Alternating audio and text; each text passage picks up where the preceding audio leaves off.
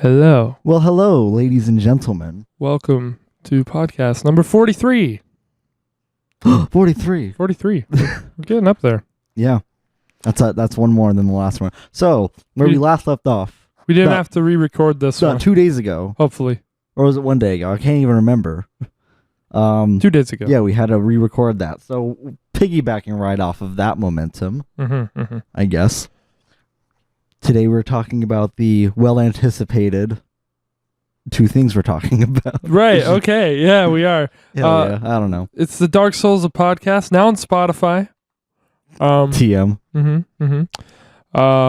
I think it says that in our description on there. I don't know. Okay, so full disclosure, you wanted me to drive like pretty much this podcast. That might be a mistake. Well, I definitely want you... I got some big monkey brain right now. Okay, good. Well, I want you to definitely drive for your recommendation when we get to that. I've definitely got some... We're doing yours first today. We are, yeah. I've got some stuff to say about mine. But I didn't write any notes because I've been, pretty keeping with it. So I should just be able to talk off the cuff about it. Well, we should probably say sooner than later. Today's itinerary, we're talking about Meaningless by John Bryan, his debut album. His only album at this point. If you don't count... No Country for Old Men. Yeah. So timestamps will be below if you want to just listen to one thing or the other. Yeah, you're on it today. That's pretty handy. Yeah, good things to bring up. Yeah, unless you're on Spotify, there's no timestamps there. Oh, that's tough. That's tough. Then go to the YouTube and check. See what the timestamp is, and then go back to Spotify. Yeah, because they changed slightly, I think. So I don't do it. Well, it also YouTube is just the inferior listening platform. Yeah, it is. And unfortunately, that brings us to Meaningless because that's the only place where this album is available. That was smooth as fuck. Can I just say? God damn. That was hot. It's on YouTube, and there are CDs of it, which are pretty rare, I guess. I picked one up on eBay. John Bryan, mostly a film composer. I was showing this album to a friend who was familiar with his film scores, and she was just like, "Who is this?" And I was like, "John Bryan." And they were like, "What?" Like, he sings?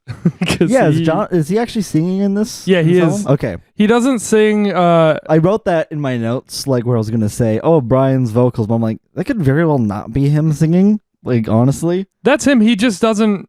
I don't think he's ever sang for a film score. I could be totally wrong. I should have done some research, but he didn't in the ones that I know from him, I guess. Yeah. So, do we want to... What did you think, I guess? That was so funny. Let's see. Yeah, unfortunately, like I said, this is on YouTube. And I'm not about to pay money just so I can lock my screen to listen to this album. Right. But it's fine. I listened to this, headphones, both. 2 times with the Samsung Buds and then once with my headset. Yeah. So wait, you listened to this while you were out and about? No. Okay, that's what I thought. I was doing the critical listening, Okay, good. And I wrote the notes about it too. Yeah, I know. You actually listened once here on my couch. Yes, I was playing Smash, but I was still able to listen. It's just kind of like a walking and talking sort of thing. Why don't we start with the cover art? Yeah, I was just about to ask you, what did you think about the album art? I thought it would be maybe your favorite cover art of all time, right behind Weezer's first album, because it's all blue. No, this is basically, I don't know.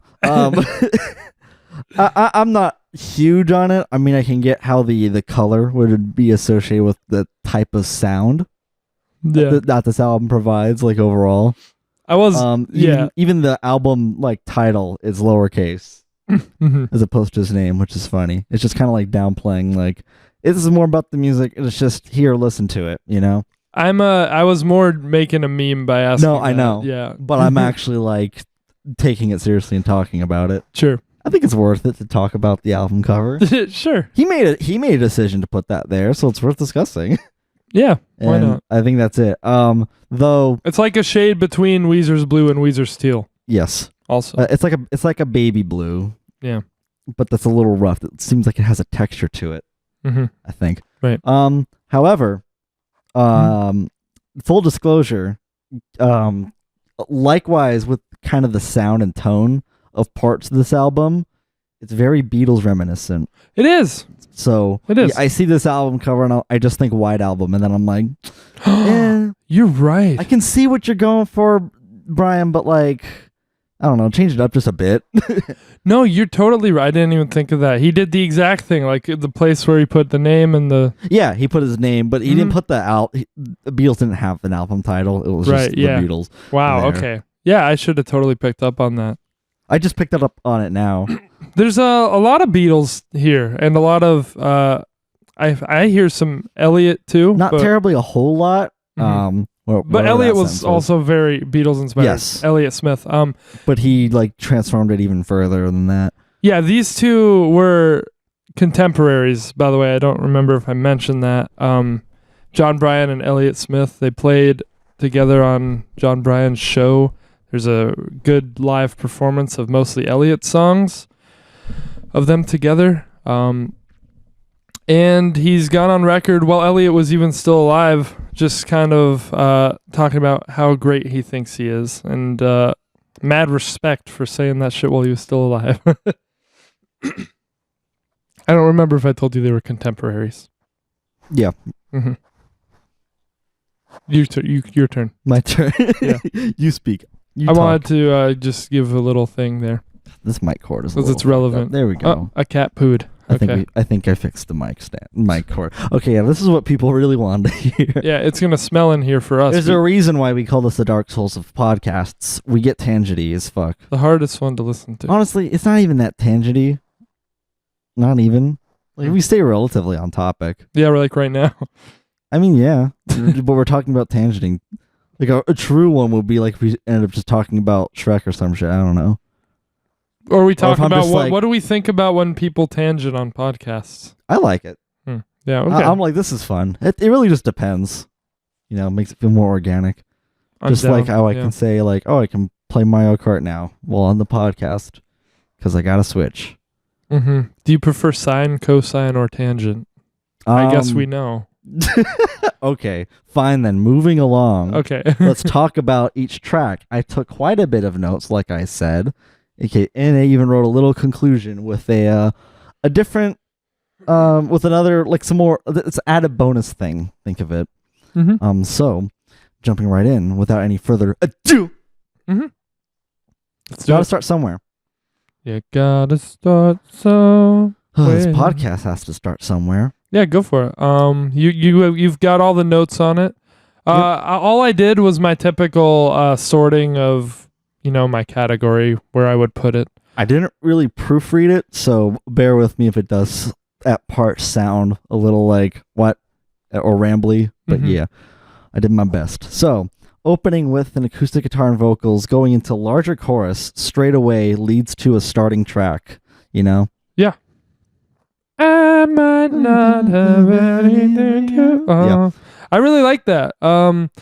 For this song, I think the chorus gets sort of repetitive, but the in-betweens of the chorus are pretty dynamic. It's such a small detail, but I love that you hear just one strum of the guitar before the vocals come in. Instead of just like all together, like kind of jarring. It leads you into it, but just a bit. Like it just starts. Right. It's a very small detail, but I like that. Yeah, I get what you're saying. And there's a little sound right at the beginning too. It's like 8 p.m. Oh yeah, and it's like, oh, you want to hear me sing? Yeah, there's some like ambience there. Right. You're good. Okay. Yeah, you can assume that you can keep going. I don't know if you have more to say. That's why I'm gonna let you speak. I'll react to you. Yeah, though this album seems weirdly quiet in comparison. Maybe that's just a YouTube thing, but it's something to note. Quiet? Yeah, like I had mixing? I had to turn up the volume on the rest of the tracks. No, just like more than normal of albums I listen to. Okay. Yeah, I think that's a YouTube. Yeah, I was like, it might be just a YouTube thing, but it's just something to note because like starting immediately, I was like, man, I can hardly hear shit. Huh? Yeah. So I had to turn it way up. CD doesn't give me problems. Were you listening to the full 55 video 55-minute full album video? Yeah. Okay, because someone else uploaded them track by track, and I guess they're in mono. Like, oh no, this one there was were comments being like, "What the fuck?" This one was definitely in stereo. Okay, cool. It'd be cool to have two different versions, like Beatles and all that. But similarly, I'll get to that. Yeah, more on that in a bit. So the key change on the bridge after the vocals leading up, like it kind of just builds way up, and right at the high note, the key changes. That part reminds me a lot of some earlier Weezer stuff. I really liked that. Yeah, it creates a pretty enticing peak of the song. Likewise, lyrics reflect the nature of the track. Gotta start the album somewhere. So I thought it was just so aptly fitting. It does everything an opening track should do. Yeah, it gets everything right. Gotta be purposeful. The start in there. I mean, not everything, but it gets a lot of things right. Like some important choices, but yeah. So interesting panning choices as well. With putting the harmonies on the left ear along with the drums and the main and guitar on the right. Very Beatles-inspired panning, and I'm sure that's not unintentional. Probably not. I'm gonna say I've been listening in my car to the CD for most of my time with the album. The first 3 to 5 listens, probably 3. I listened on my computer with headphones, like the same video that you used. But I decided pretty quickly that this is an album I wanted on CD, so I've been not super... You're going to have more notes on the panning than me. I only noted it like a few times. Okay. It's something that's pretty uniform throughout this album. And I mention them in places where it's noticed or it's just like, oh, this is a good choice, It's a pretty common... or is a desirable thing when you're composing music, when you're in like the sound production, all that jazz. It's important to like pan, that way, like it gets you a more open and rounded like listening experience, as opposed to everything just full frontal. And it's lots of people, fucking hell. It's ideal to have like a balance of like the two, so that's why he has like one vocals on one ear and in the group on the other. It's like the same register, same like vocal quality, and then it's like bass, on both sides. Bass. And like you kind of have this V shape, like a Venn diagram type of thing. So the point I'm getting at is in this album, it's very Beatlesy in that it makes the middle part where they connect to the two regions much further apart. So it's almost like an isolated instrument on each ear. Sure. No, I'm just kidding. Okay. No, you totally... Like, you better have gotten all of that. No. I was just doing the Scott the Woz. Yeah. Wait. And more with Beatles, it was more like having to do with they didn't really know how to do stereo. Right. So you didn't have like any, like for example, on you pan to like more paint like as if you're there. Right. You have like. If like a band was there, like amps or everything, the bass is going to be on the left because that's where they are facing the stage, and then the guitar's on the right and drums somewhere in the middle with like cymbals hitting kind of both ears. So that's like more dynamic stereo where one instrument is going back and forth between the one. But yeah, anyways, panning tangent aside. Yeah, I'm sure we're going to hear a lot of comparison to the Beatles from you because I think it's like we said, very Beatles-inspired album. Yep. And I even wrote down, I said I'm pretty sure this isn't going to be the last time they'll be mentioned in these notes. No. Are you going to apply a positive or negative connotation to that, or is it neutral, or are you saving? Oh, no, I'm just talking about it. Okay, I was going to say, or are you going to save your thoughts for that till like later? I mean, it's just strictly a choice, really. Yeah, absolutely. Like it works well with the Beatles, even in stereo.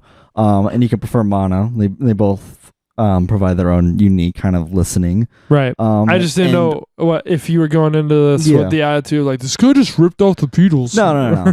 I'm saying it's a choice that's reflective of what they did. Yeah. And other bands did more dynamic panning. Other ones, less so. As would be the case with like some like pop or whatever. Some music just doesn't really have that in mind, but here it's very apparent that is kept in mind.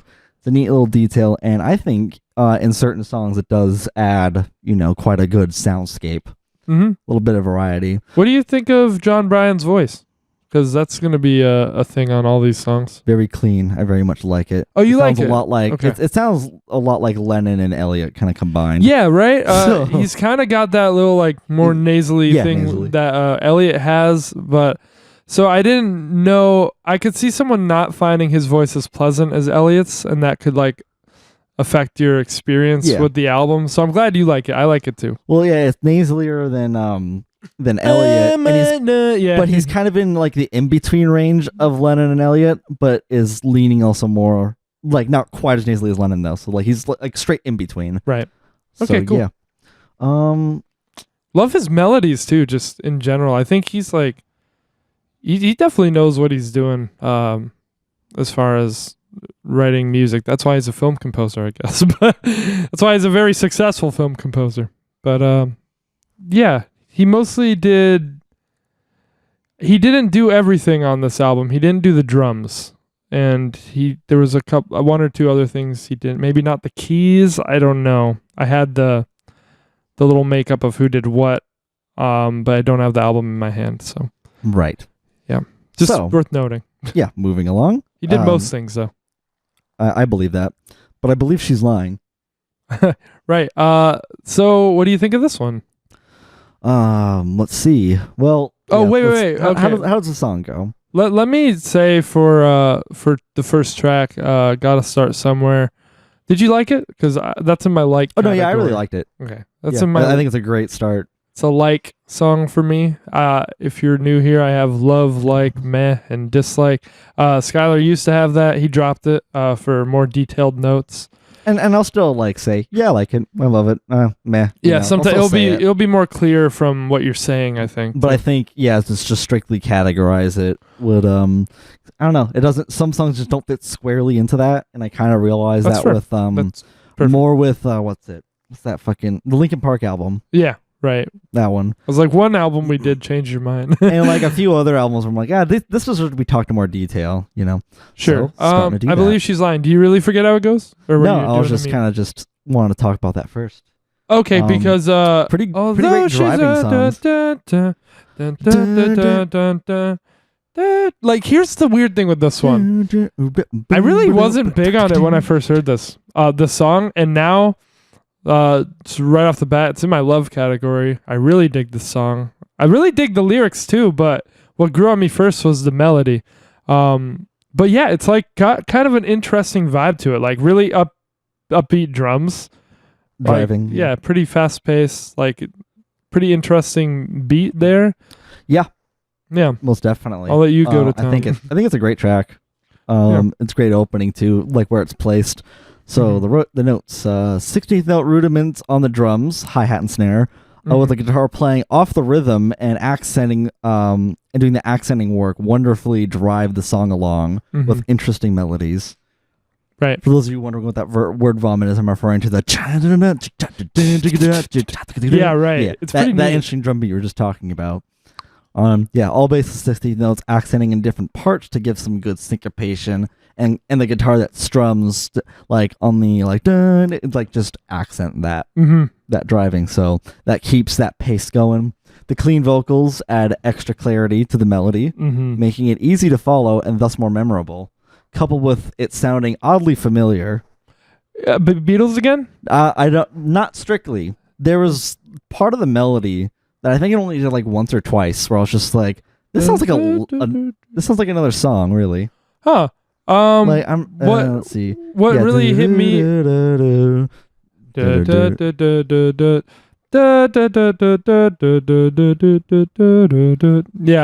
I think it's that part. That.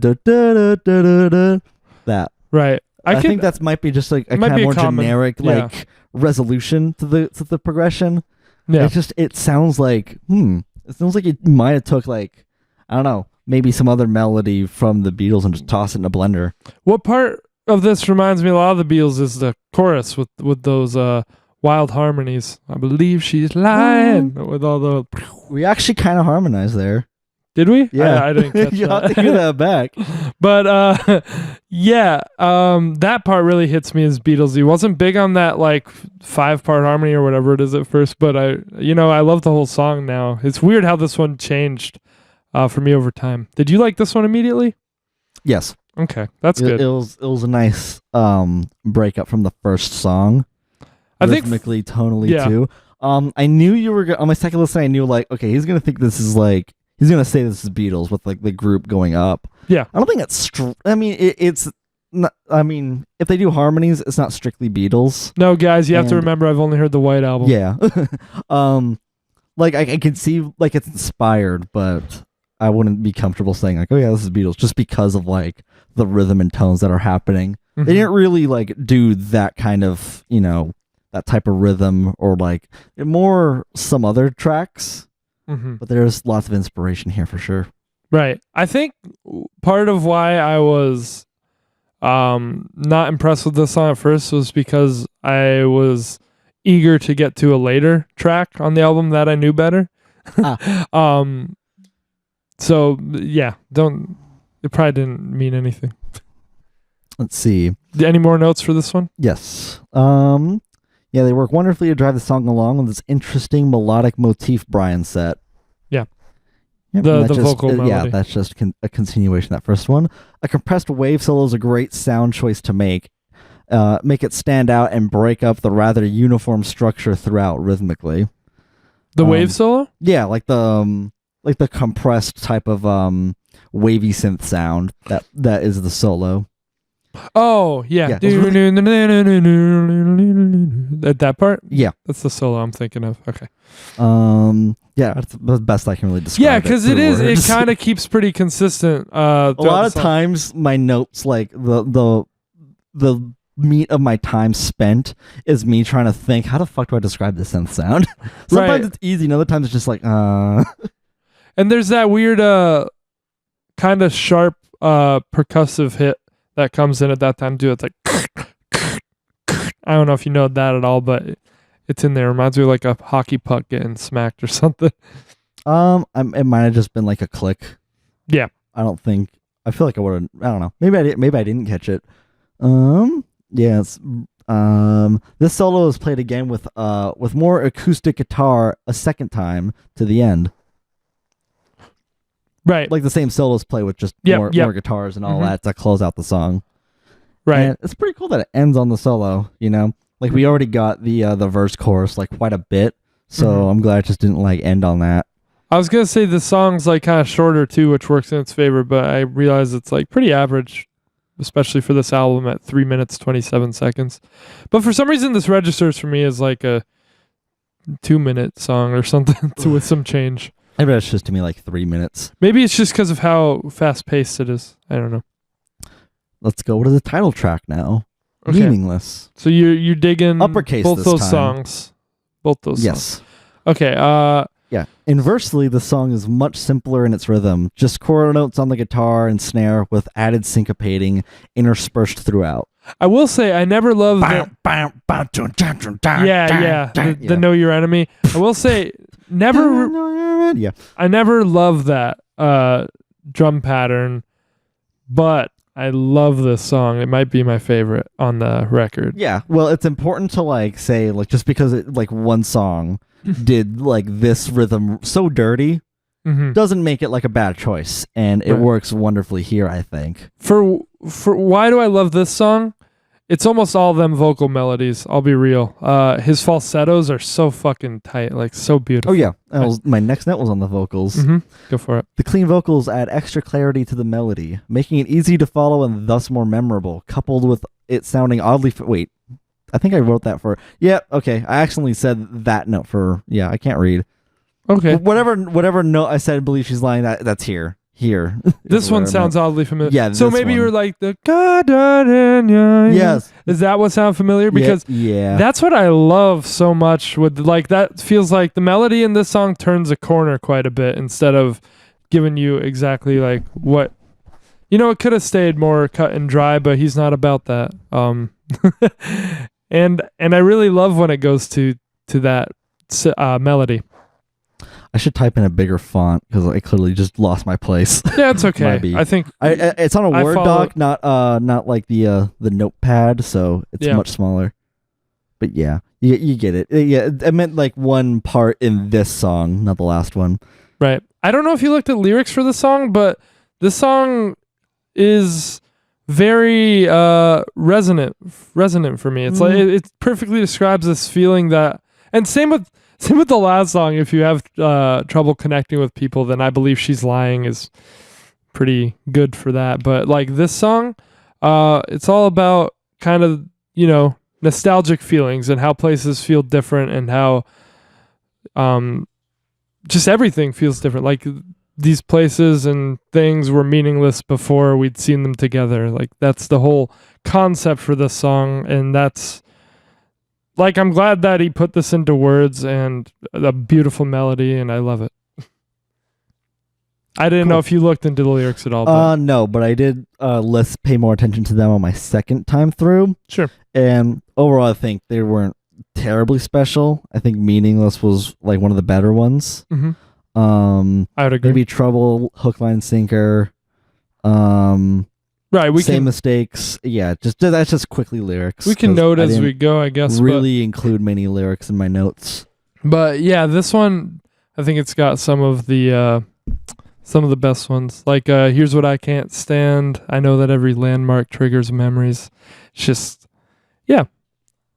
So that's probably one of the only times I'll mention lyrics too. Right. To close it out, an even more compressed guitar solo debuts to close out the song.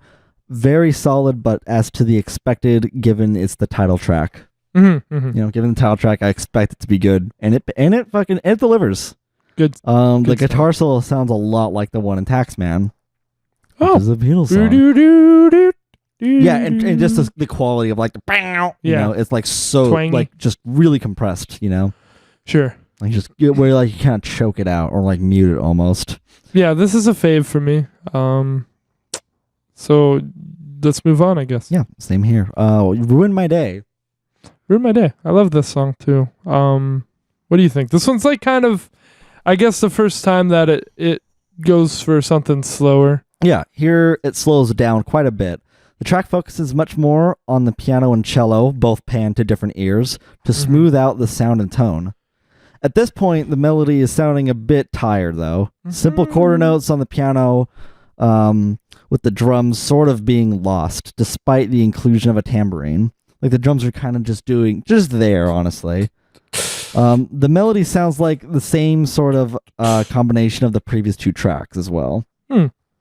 Okay. Honestly, like the drums just kind of got lost. They weren't really doing anything interesting. They were just kind of there. But I did like the tambourine that was there. But overall, it's still like a net, like, something feels missing. Overall, I found this track serviceable, but lacking a bit of creative emphasis to really bring it home. Though the ahs at the end are a nice break and a welcome inclusion. Wish there were more of something like that in this track. All right. Well, I think this one's great. This one, like I just said, I'm not going to talk about lyrics, but obviously this one's another great concept of like being pretty much over someone. I think this is like a lyric song trying to drive home that point of someone who, just is still present enough that they can still ruin your day. For sure. But not someone that you really think about otherwise. And if you've had someone like that in your life, then it hits you there with the emotional appeal. I would say, yeah, I could see your point that it's one of the more musically uninteresting tracks, more basic tracks, but I'm totally cool with taking it down a notch, just having a backbeat and something more chill. Think it's great. Maybe in my top 3, definitely in my top 5. Yeah. Well, compared to the rest of the tracks, I found this one to just be like, it didn't really have anything for it. Fair enough. There's value to getting meaning from the lyrics. Yeah, you might get something out of the lyrics, or you might not. They aren't too hard to hear in this one. Yeah, so from what I remember, maybe it didn't. From what I remember, the lyrics weren't all that great. I found them to be a bit surface level, but I can still see how you get value from it. Okay. So that's overall the song's just a bit of a pass. Sure. I think it's great. Track 5. Walking Through Walls. Yeah, whatever the next one is. Yeah. I thought you'd like this one 5. A lot. Interesting. Do you not? Well, not really. But this is one of the songs where I have more notes on. Okay, because a lot more to say. This one's not one of my favorites, but I still like it. You know, disclosure. Of course, everything's in like or love. I'd usually recommend an album if that's the case. Right. So. Well, once again, we're greeted to a familiar rhythm. Just quarter notes on the piano and a snare with a moderate BPM. The song opens with a buzzsaw type synth, sounding a bit abrasive as the vocals are drowned out in the beginning, hurting the clarity.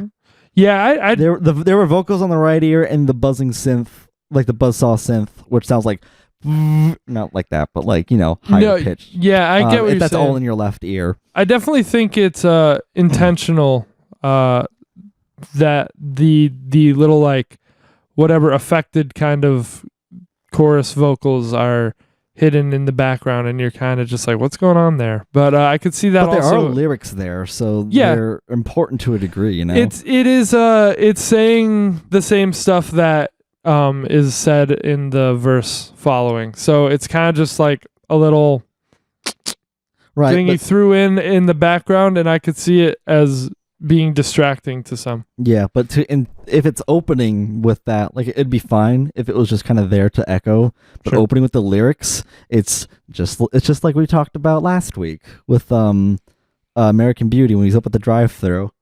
It's like you hear the vocals and it's just like, what? I can see whenever I peek the mic there. Yeah, no, I think it's definitely a choice you made. I don't really care for it. I don't think it's a strong choice. Either way, yeah. But I think there is more to it, and we'll get to that in just a bit. Okay. There is a bit of call and response with the group vocals that also harmonize, but given the mix, no one would blame you if you didn't notice them on the first listen. Really? Okay. They are so quiet compared to the buzzsaw synth and compressed guitar, which both kind of double up in terms of like sound clarity. They're pretty similar. This balance makes me question the inclusion of either. And I know, so this is probably why the vocals were like so quiet in the beginning, is because those are the group vocals, and the lead comes in on the left ear, and it's just the one. But with the call and response, it's just kind of like, it feels like they're singing from like 20 feet away. And it would make sense to mix them a bit quieter, as they're not really like the emphasis of the melody, but then you have the buzzsaw synth kind of doing its own solo, and it is distracting like during the call and response, so that becomes lost. Okay. For me, like, it's a style that I'm really familiar with to do this thing, like just have whatever you just said repeated, lower, kind of with some chorusy stuff going on. And so I don't have a problem with its presentation, but it's not a sound I've ever been a fan of. I'm fine with its presentation, but it's just, I think it lacks in execution. Sure. The buzzsaw synth is just too abrasive. However, as the song progressed, the buzzy guitar with the modified vocal sounds, I just find hilarious. Which one? Yeah. But I welcome their inclusion. Huh. I really enjoy that part. They fit the overall tone with the rest of the like buzzsaw and guitar instruments, and kind of the song. It makes sense that it gets there, So I enjoy that section quite a bit. On the other hand, there is a oddly high harmony in this song at one point that I can not pinpoint at all, but he just like sings higher, and it's maybe a little jarring. Right. A very clear harmony, like he just sang over his already very clear vocal line. Again, probably, I'm willing to say, given that he's shown quite an understanding and mastery of his craft, that he knows what he's doing. It was a choice, but it's just not my thing, I guess. I mean, you can be masterful, but still make mistakes, It is something to note that this track is over 5.5 minutes of the same rhythm, repeating melody, structure, and lyrics. Mm-hmm. That may very well be what some people enjoy and are within their taste, but it's worth pointing out as it may be a reason for the song to become tiresome or monotonous to others, as is the case for me, given the examples I provided.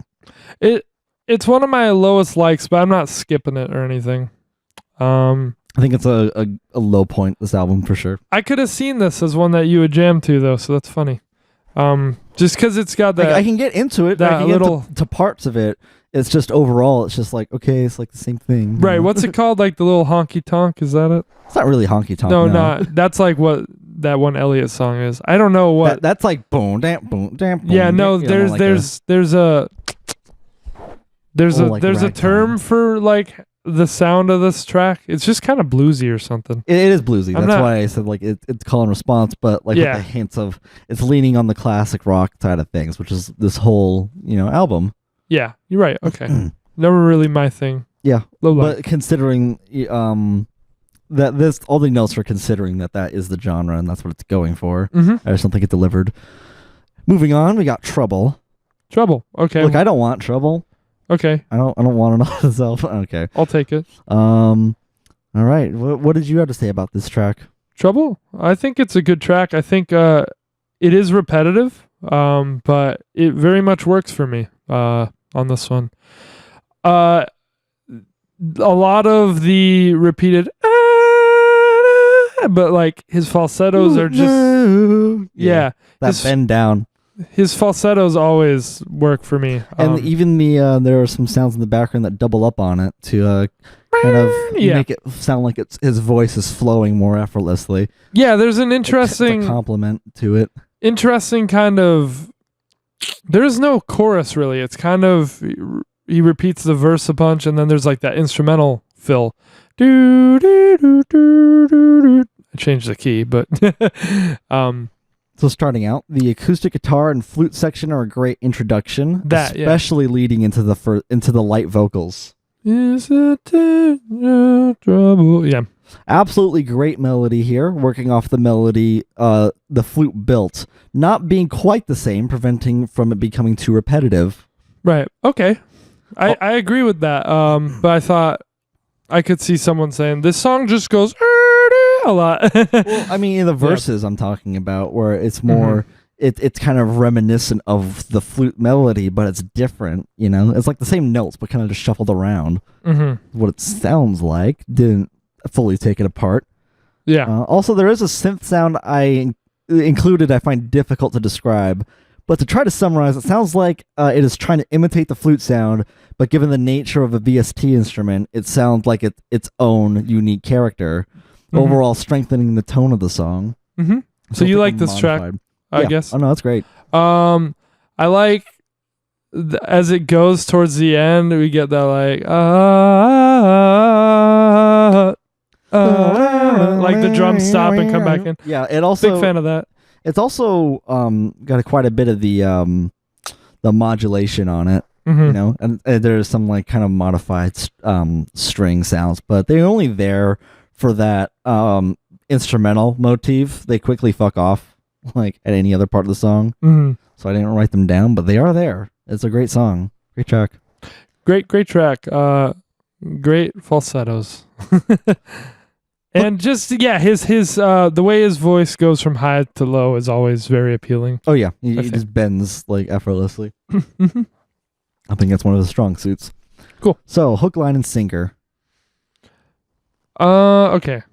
This one had like sort of the opposite arc for me as I Believe She's Lying, because I really, really enjoyed it at first, and then over time I've liked it less. I still like it. It's probably my top like, but this one for me is maybe the way you described Ruin My Day. I think I prefer Ruin My Day. This one kind of sticks around and doesn't do too much at points for me, I guess, as opposed to other tracks. I still like the song a lot. How about you? Well, let's see. I only have a few notes on these, but overall, I think it's a good track. Cool. Now we shift back over to a ballad, which is essentially just a guitar lullaby, and I love it. It combines a whole bunch of different guitar sounds. We got acoustic, but mostly electric two types of electric guitar sounds in the beginning, and then adds the acoustic along with bass and all that stuff. So it sounds like it's just taking all these different guitar sounds to create its own like condensed type of ballad. Sure. Yeah. It's as if there's multiple piano sounds or something like that, or it almost like it's like it works in a whole one section, like a string section would. Mm-hmm. The major seventh motif adds just the right amount of dissonance to give a hint of melancholy vibe. I can't imagine. I can't remember. Well, it's in the melody. It's in the vocal melody. In the vocal melody? Yeah. Look and sing good. Is in the chorus or I think so. Let me see. Let me go ahead and find it. Let's see, because it goes like it goes down like a half step. It's similar to the previous track. Let's see. Hook, line, sinker. Yeah, sorry, guys. That part with the guitar. Oh, okay, okay. I thought you said vocal melody. I thought it was vocal melody. I was mistaken. Yeah. Okay. I just didn't remember it as well, but I noted it. I think it's a great part. Yeah. Yeah. Definitely do like this track. If it sounded like I didn't, it was like the bordering on lover-like for me. Shakers and tambourine are a great percussion choice, adding a bit of spice in the mixture. Mm-hmm. Speaking frankly, with a hint of speculation, I think guitars may be Brian's strong suit, at least on this album. The tracks with the piano I find lacking, even from a listening point. Okay. Instead of a, let alone a technical perspective. So that might spoil a later track. Yeah, I think that's just what I thought so far. I was just like, I mean, every time he whips out a guitar or goes lullaby, it's a bop. But when he brings the piano in, he just sounds like he doesn't know what to do with it. It's just, he just goes into the corner notes. Fair enough. I'm trying to think. I wanted to say something about this one. I lost it. Keep going. All right. Well, I mean, that's all I had for this song. Okay, then we'll go on to the next track. I guess if I remember, then I'll say it. Dead to the World. An interesting one. An interesting one. What does that even mean? This one's pretty short, and it's... I don't know. This one's a kind of a unique track. I guess compared to other tracks on here, for me, that is to its detriment. What did you think? Well, maybe if I get into a bit more detail, we can talk more like about how it sounds and all that. It sounds like you kind of forgot about it. Me, I didn't forget about it. No, okay. It's dissonance at the beginning.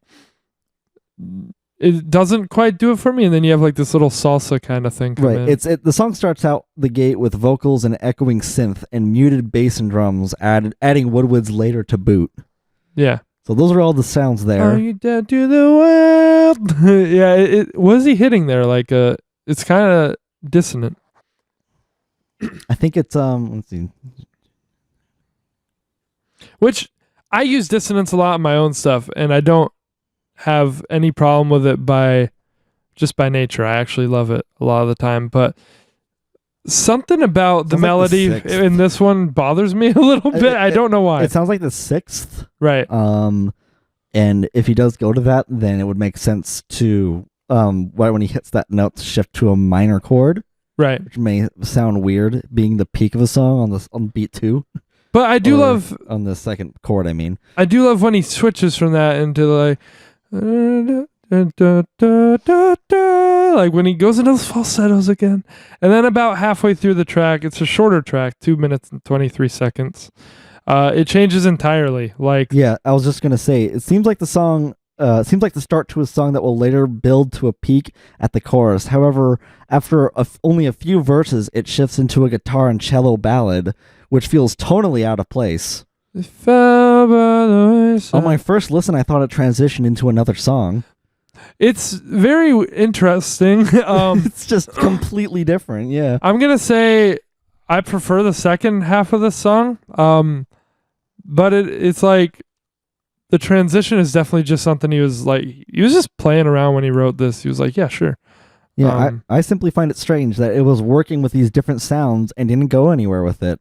Instead, it opted for something else totally different and didn't go anywhere with it either. I would have been fine with either like type of sounds if it had kept the tone throughout, though I prefer the beginning half. Okay, and I prefer the second half, yeah. This song feels like a wasted opportunity with no payoff, making it totally forgettable to me. Sure. It is my least liked on the album. This is, I think, the lowest point of the album. Sure. Fair enough. All right, let's talk about Her Ghost. Let's do it. I like this one a lot. You know what happened to her? Let me think of the words. I didn't even know. A ghost. I really love this one, actually. The song opens out with a flute section doing harmonies with a familiar buzz synth and cello. So it's a combination we haven't got yet, but we've heard these sounds before. So it strengthens the sonical motif. That sonical is not a word, but I made it up. Sonic motif, yeah. Yeah. When it goes into the meat of the track, it morphs into this fusion style classic rock. Got a snake in my boot. All right. Weirdly enough, this track to me sounds like if you slowed down a No Use for a Name song a lot. Like, it's such a weird connection because I doubt... Well, maybe they were familiar with this album and got inspired or something, but I don't know. I really, really like the melodies because they are reminiscent of Tony Sladamy, who's one of my favorite melody writers, I guess. You're cool. Yeah. Even though it's a simple beat, the payoff of the added structure gives a unique type of flair. The bridge, though, leaves much to be desired as it's just half-note harmonics, which is repeated 3 more times. The bridge? Yeah. Oh, okay. Okay, I'd call that... Yeah. I'd call that like a pre-chorus. You That's mean not the lyrics, by the way. The every hour on the hour thing? Yeah. That is probably the lowest point of the track for me, yeah. It's just, there's all this stuff going on, and then it just kind of, I know it's there to kind of like break up the rhythm, but it could have added like another type of sound or something, or maybe done something different. Just, that would be a good excuse for a tone shift. But then it goes like right back into that same beat. When it goes into the chorus, though, I like the chorus a lot, mostly because the melody goes up. And I like that section. I'd agree that that's the low point of the track. Yeah, even though the beginning felt like oh my god, I'm talking like Ryan. Even though the beginning felt like one of the oh, I was impressed by that. Even though the beginning felt like one of the stronger parts of the song, it repeats so much that it loses steam without further experimentation. The song is 5 minutes after all. Is it? Yep. Okay. With all that in mind, this track gives me mixed feelings on it. Okay. I really like this one. It's great. It opens out. It's one of the stronger moments, even of the album. And this is the song where it makes me bob my head. It makes me jam out. And then after I think after the first bridge, and it kind of just, or maybe after the second bridge, I just kind of like, oh no, is this the whole song? This one's 4 minutes and 10 seconds. Okay. I tried doing the math because it is on YouTube. Okay. But I thought it was approaching 5 minutes, so okay. It still is feeling repetitive. Sure. By the second half of the track. I can see that. Again, I guess the lyrics do a lot for me here. I guess that is more a comment of a theme than I realized. And I can recognize also that it repeats so much because there are other verses in the lyrics that it wants to get out. But usually with songs like that, the lyrics are so interesting that they become the focus, or they change the tone like throughout. They add more things and take some things out. They differentiate them. That's just not the case here. Sure. What do you think of I think neither is the case, but yeah. What do you think of when it kind of sucks everything out and is like, memories that never burn? I like that. Do you not remember? I don't remember it. Okay, fair enough. But I think I know what you're talking about. That melody I did like. What you just sang, so that's it. And I would like that part. Cool. Some mistakes. Same mistakes. Yeah. A looks like an O. I'm sorry. Some mistakes. Same mistakes. Let's make some mistakes. This one's I think it's good for me. it's kind of in the middle of my like category. It's just, I guess, a track that I forget about more. I just realized, given my complaints about the album so far, this title almost seems ironic. Same mistake. Yeah, because he's just making the same mistakes. I don't want to make the same mistakes. Yeah, so, I think this one's fine. I just tend to forget that of its inclusion, I guess. What do you got for it? About similar things as the last track. So this track is largely an acoustic guitar and vocals ballad. Very short song, just under 2 minutes. Yeah, and that's fine. And I was just kind of listening, enjoying it. The interesting chord structure leads to an interesting melody, which is one of Brian's strong suits, seemingly. Melody, absolutely. Oh, well, also chord progression. Like he'll just add one chord that will change like everything that you would expect the song to go, and the melody would follow suit. And thus that would give you a nice, a unique type of experience of Brian's work. Which is what the song Meaningless does for me. Which is which is what drew me to that one song we were talking about in podcast number 40 with Eternal Sunshine. Oh, okay, yep. And that one song, which we later discovered is called Row. Row. Okay, yep. And it's pretty generic in chords, but like at the very end, it just goes down to this D sharp major. Right. So it's just like, oh shit, adds a unique type of flavor to it, like a little twist, like a little aftertaste almost. Still relevant, everyone. That is John Bryan. Yep. See, it's hardly even tangent. We're just talking about them further. Yeah. Tangent's just like, oh well, look at that bird over there. I don't know. While Luigi's just sitting over there looking at the fire, thinking about his brother. Yes. Yeah, he is. When he lost him in the war in Nam. Oh, you're purposely tangenting. I see what you're doing. Yeah. I mean, I'm just trying to make it funny. All right. Trying to break it up after all. We do have quite a bit more to go through. Let's see. Okay, so the low bass tone, however, I find to be droning and too harsh. I would have preferred a cello here, maybe even nothing at all. Just guitar and harmonic vocals. Gotta felt hear like that. It would have been stronger, and the song would have just spoke for itself. I think on your phone speaker it might be hard to hear it, but it's like this buzzing. It's not quite a bass. Okay, yeah, it's I hear not what quite you a mean. Cello. It's I'm down with it. Maybe if I heard it in headphones, I would again, and I was listening for it, then I could hear what you mean. I just thought the sound quality clashed with the acoustic guitar and how clean everything is. That's just kind of muddied it all up, Sure. It's like having a bass note that's too low, or like playing a fifth, like way down to the bass. Okay. After the sound gets added, I find the song loses steam and charm. The low tone is later replaced with the clarinet, which may have been a better substitute, but the melody becomes less memorable and loses its structure from adjusting to the new included sound. Okay. And we're talking about the chorus melodies? Just overall, yeah. Okay. But I think there are some added percussive things like in the tambourine, but again, the drum is still doing the same thing as it's been doing. The drums are really the only time I really pay attention to the drums is the second track. So that even further makes me like that second track more. Yeah, because it's just like, oh yeah, this rhythm. I wouldn't say I need the drums to do anything too special. No, but like on any given track, like some of my favorite albums ever. We talked about like the brand new album, Devil and God. A lot of times they're just doing the Weezer beat, and while we're on the Weezer beat, Pinkerton, Weezer, like right. The drums.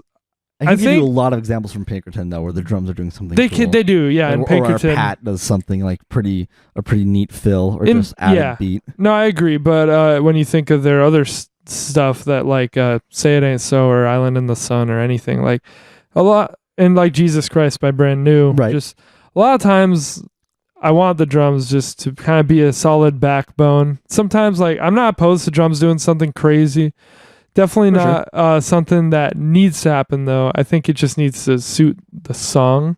So do you feel like that's a problem? You're right, and I'm glad you brought that up. I think you can get a long way with a simple drum beat. I've done that with my songs. There are a lot of songs that do that I enjoy. Right. Ringo is no like amazing drummer of the Beatles. I was going to say Beatles, too. He doesn't do a bunch. I think it is worth noting, and that it doesn't really help it in terms of repetition and repetitiveness, and monotonous and all that. Sure. I was going to say too. Monotonousy. As I've cited before, you have like the opposite end where you've got Travis Barker just exactly killing a song by overplaying. Exactly. You don't want too much rhythm that just doesn't make sense. That doesn't work with anything. Rhythm is at its best when it is not only like syncopating with itself but with the other instruments too, or they add things to each other. There's a reason for them to be doing something like that. Right.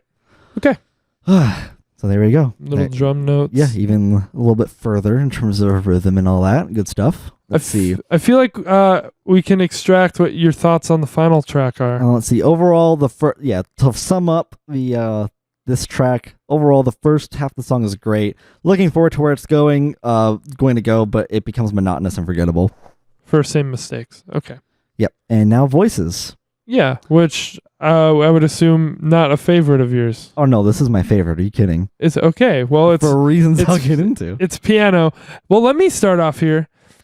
Let's not make the same mistakes as we did when we did Jeff Buckley. This is a cover. Oh, is it? It's a cover, and it's very different from the original. Very different. I would imagine there's a lot of like unique stuff going on here. This is a Cheap Trick song, and the original is a more like kind of generic kind of rock song. Well, okay, then I'm really glad that he did what he did with this song in this album. Right. Because if it's just a generic classic rock song, this is anything, well, not anything but it's, it's not generic. That's for sure. Yeah, we start with the kind of sounds like a baby toy unwinding. Right.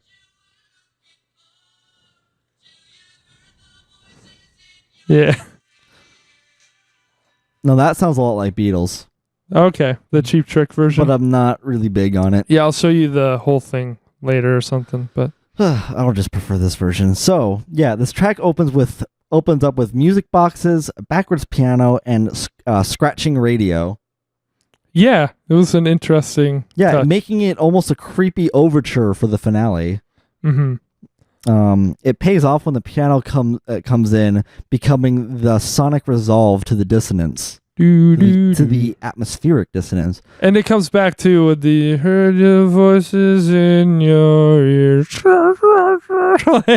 The weird shit comes in there. Yeah, it like distorts it to kind of give it that kind of creepy vibe almost. And they slowly fade out after the vocals come in, adding more clarity. Mm-hmm. They all fuck off for a minute, and then the song just becomes so much more stronger. Mm-hmm. The piano is doing its own thing, but playing off of the melody, so it's doing some great stuff there. Mm-hmm. Even though it's simple, it's all that. It's doing unique things, making it another good thing to listen to. The light angelic vocals, especially with the harmonies, fit the tone perfectly. An interesting chord progression with a competent melody to boot, and you get one great ballad. Right, I agree. And I love this. Just stays like piano and ambient sounds for like the whole track, aside from vocals. And it goes into that. I love when it goes into the verse and he just kind of slams the key a bit harder. Oh yeah, and I think I had a couple of notes on that too. Every word. Yeah, that part. Yep. That was my next note. Yeah, when the piano builds and the music box tinkling adds a sort of ambience, strengthening the clarity of the piano and making it an enjoyable listening experience. Mm-hmm. Like eating two flavors you didn't know could work well together. Yeah. I want an example of that. What or two flavors you didn't think would work well together but do? I got an example. Well, I know people think, but I don't know how I feel about what was it? Vanilla ice cream and like balsamic vinaigrette. I've never had that. Or it was, I don't know, some weird thing I had at Anza's. Of course. No, yeah. I mean, I think I've heard something like that with vanilla ice cream. It's like, I guess, I would say kind of like brie cheese and strawberry jam. Yeah, I've heard that's good too. That's so good. That is something that I tried and I was just like, I wonder how this is. And it works out so fucking good. Just brie cheese and a bunch of stuff that doesn't sound like it would work is apparently like good. Something sweet. You get the sweet and the creamy. But I haven't ever really liked brie cheese, so I can't relate. Oh, dude. Whatever. Breeze Lake is such a... Okay. The Brie Cheese episode. I guess, no, we'll get to we'll do a podcast of different cheeses on a tier list. Cheese tier list. Sounds good to me. Let's do that. Remember when we did dumb shit on the podcast and here we are like... Hey, episode 45, everyone. Cheese Looking forward to that. Yeah, cheese tier list. That's not happening probably. Oh, man, what happened? We could just sit here and talk about cheese for like 3 hours instead. But I guess we'll talk about music, so... Let's see. Yeah, there are some added touches as well that make it worthwhile to listen to this song, giving you something new to notice or appreciate every time. I love this track. Great. And I love that it ends like on the music box slowing down and you just get the single notes. Mm-hmm. Even though it is just a basic, doo-doo-doo, a simple, let's see. It's resolve, something resolve. Huh? The music term. Oh, I don't know. I forgot what the fucking other word is. But while you think of that, I'll say I also do love this one. I didn't love finding out it was a cover just because, not because I'm like, oh, then whatever, no kind of dumb gatekeeping reason or whatever, but just I don't love when, I guess it is just my own dumb preference, but I don't love when there are covers included on an official album, like when Jeff Buckley did that too. I didn't know 3 of those tracks were covers. I thought it was just Hallelujah.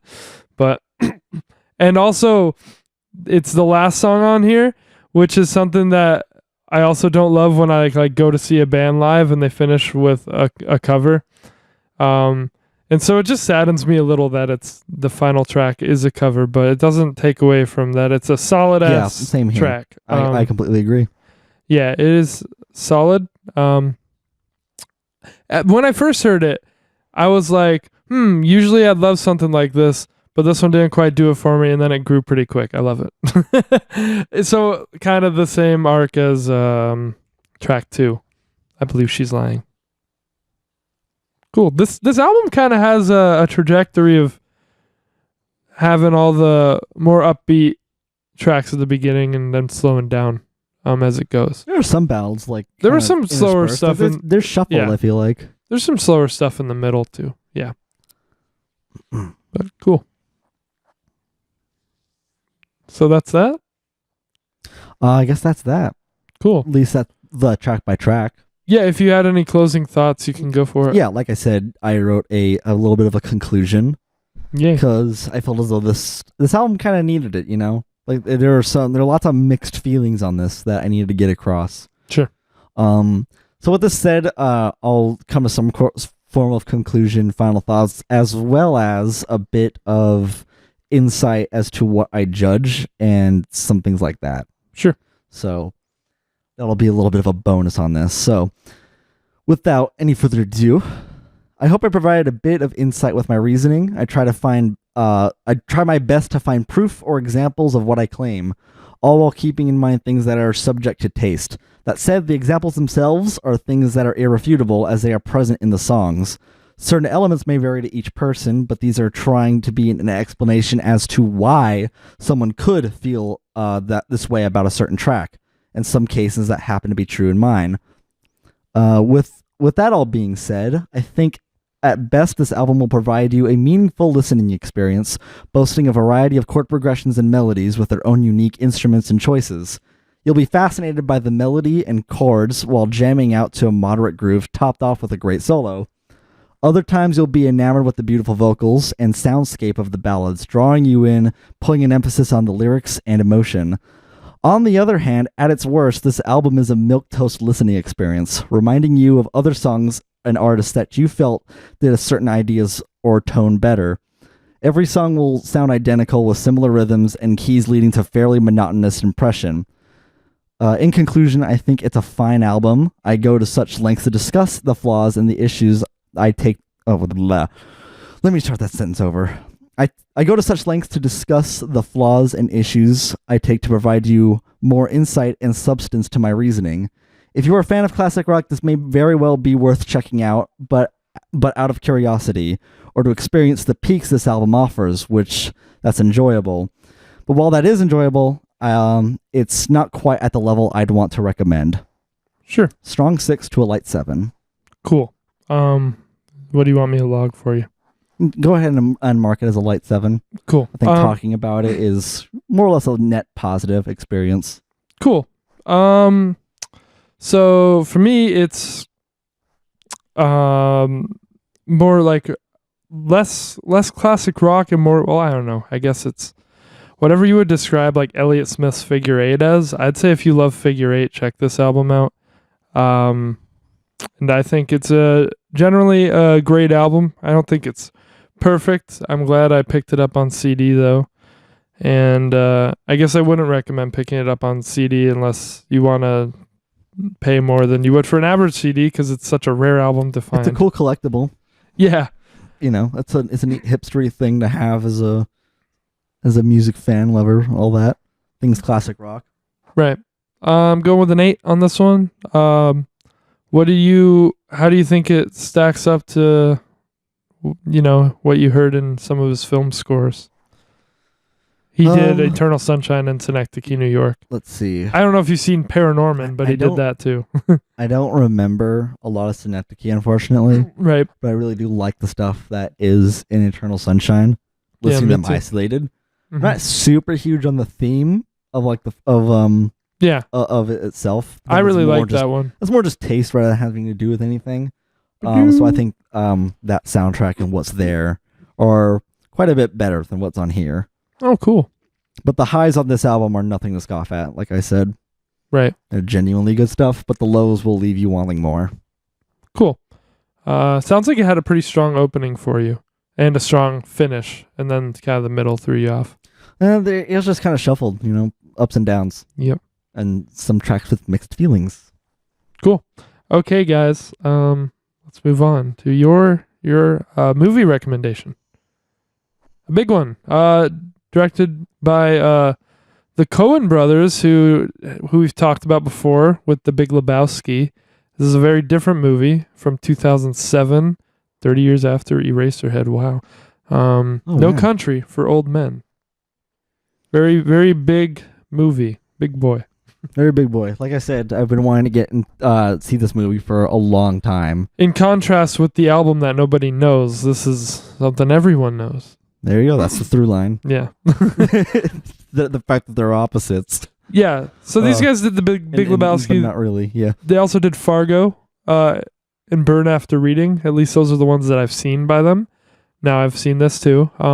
This one's a lot more Fargo than anything else, for sure. Oh, yeah. Yeah. I was not expecting this movie to be... I was expecting it to be dark, but not like this dark. Like, holy shit. Mm-hmm. Yeah, I'm going to let you mostly drive here. I took some notes, but I decided to kind of try to lose myself in the experience, and I'd still say I came out needing a rewatch of this. So I'll let you... well, I'm glad I watched it early as opposed to later, so I actually had some time to digest it and think about it. Mm-hmm. I was definitely way more in that talking about that movie mode when we re-recorded the last pod. Okay, yeah. I was way more like, I want to talk about this one, but we had Yeah. So, to summarize this movie, it is about a serial killer named Anton Chigurh. Mm-hmm. And he is interested in this character, in this cowboy character, I forgot his name, that stumbled across a crime scene that he was likely a part of and took off with a briefcase with $1 million in it. Yeah, Llewellyn, the main... Llewellyn, yeah, that's right. Kind of the main dude. I thought he was the main dude. Yeah, he's pretty much the main character, or the main protagonist. And likewise, we get the story of a sheriff that is on the brink of retirement, played by Tommy Lee Jones. Yep. Investigating the case. Mm-hmm. So, not like the case that Llewellyn picks up, like the crimes and all that. Right. And yeah. What did I say? So I did say I find this one to have similarities to Fargo, though I do find this better personally. It also opens the same as Big Lebowski. I didn't. I thought you would argue with me on that because I was like. My first note was surprisingly a little parallel to the Big Lebowski. How can I argue with that? It's literally it's narration with the voiceover and desert shots. Yeah, with the desert shots and landscapes that are like around dusk, twilight, like sunset. Right, but they're just so different, such different movies, such different tones, and I'm like, hey, there's a little Big Lebowski here that I was not expecting. Yeah, it opens up the same. And that was pretty cool. What did I say? Josh Brolin, who played Llewellyn. Do you recognize him? No. I believe he is Thanos. So that's pretty funny. Yeah. Yep. Explains all the memes at the time when Thanos was revealed. And he was in the bad old boy. So yeah, there's that. But don't know what that is. But also, strangely enough, Javier Bardem, who was the assassin, Sugar.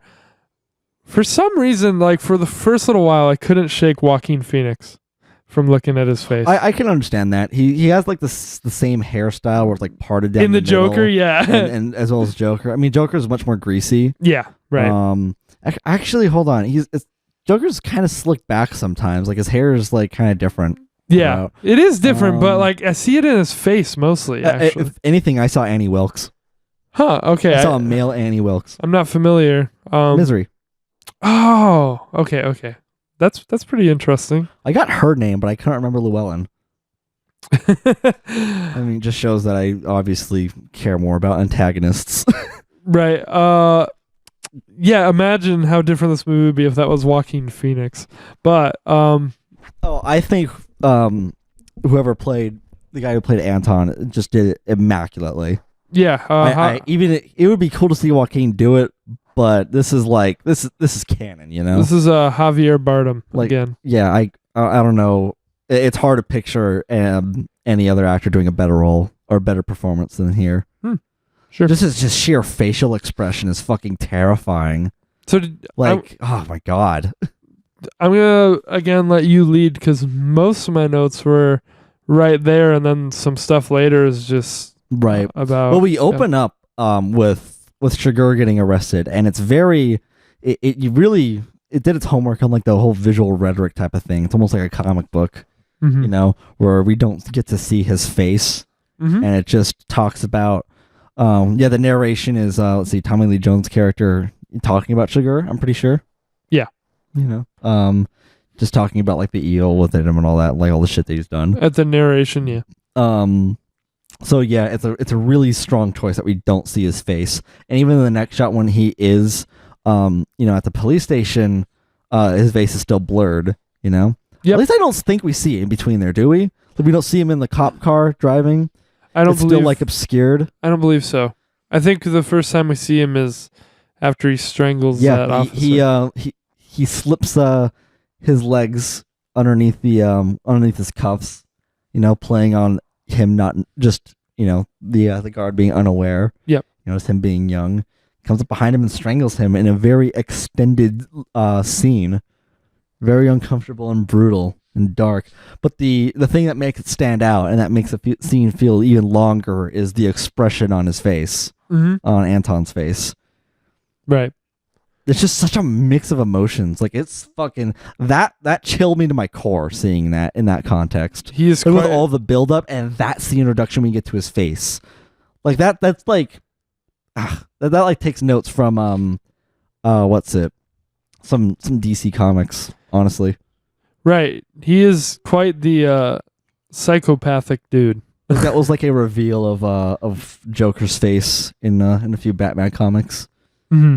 If there's anything DC Comics does well, it's it's how it establishes shots. It's very cinematic, like that. That was lacking in other places. Anyway, we get like a mix of just pure rage with a hint of joy, and bliss, and it doesn't move. His face is rock solid while he's doing this, and given like his posture and kind of how he was in the background, we can assume that he's a relatively, calm, what's the word, stoic person. Yeah. Like calm and keeping collected. Everything on the inside collected, calculated, and that's definitely confirmed through the rest of the movie. So we already have those assumptions about him in the opening scenes, and here is just such a contrast for what we do end up seeing, because when we see him strangling the guy, Mm-hmm. You know, it's clear that he's just in such bliss in that moment. Like, that's where he finds happiness, and that is terrifying. Right. Because, like, it even shows the chains of the handcuffs going deep into his neck, and there's even blood, and it's just, ugh. Yeah, pretty graphic. And he just goes in the bathroom and calmly washes his hands, and he has all these, like, red marks from the cuffs and how much pressure he was applying to his neck. It's just, man. Apparently, this was... First scene, and it's just masterfully done. This is adapted from a book. Did you know that? Yes. Okay, yeah, and apparently it's very, like, unflinchingly accurate. Yeah, it's pretty faithful to the source material from what I've heard. Right. And that's kind of just this whole character is that he's kind of got this god complex of, like, if you come across his path, then he's going to kill you. Right. And that's something that is consistent throughout the movies. Like, anybody that sees him, they're going to die. Really. And he gives some people a choice. But yeah, like, he's just very... Well, he kind of gives them a choice. People that he views deserves to die. Yeah, he leaves it up to chance, as he calls it, with his coin flipping. Yeah. Or unless he sees them they deserve to die, like they have to. Yeah, and it's also something that he feels as though he has to do, like it's his duty as well, which just makes him all the more interesting in his motive. Yeah, like how he got to there. You don't really find out if there's anything more to it. Like, you don't know what really led him to be this way. Yeah, he's a mysterious character. Yeah, we don't get any insight to his backstory, which is like so much fucking better. You know, what was it, Halloween 4 or whatever? Like the last one was when they fucking gave Michael Myers. Okay, cool. I keep saying the Mike other Myers. One. Yeah, I keep saying Mike Myers. Shrek. Yeah. Austin Powers. Are you talking about the 2018 Halloween movie? No, not the 2018 one. The one before that, where they actually got like backstory into Michael Myers' character when he was a child, and it was just so incredibly ham-fisted. Oh, that like Rob Zombie one. Yeah. Like right. That's what it easily could have been if they tried doing that with Anton, but I'm so glad they didn't.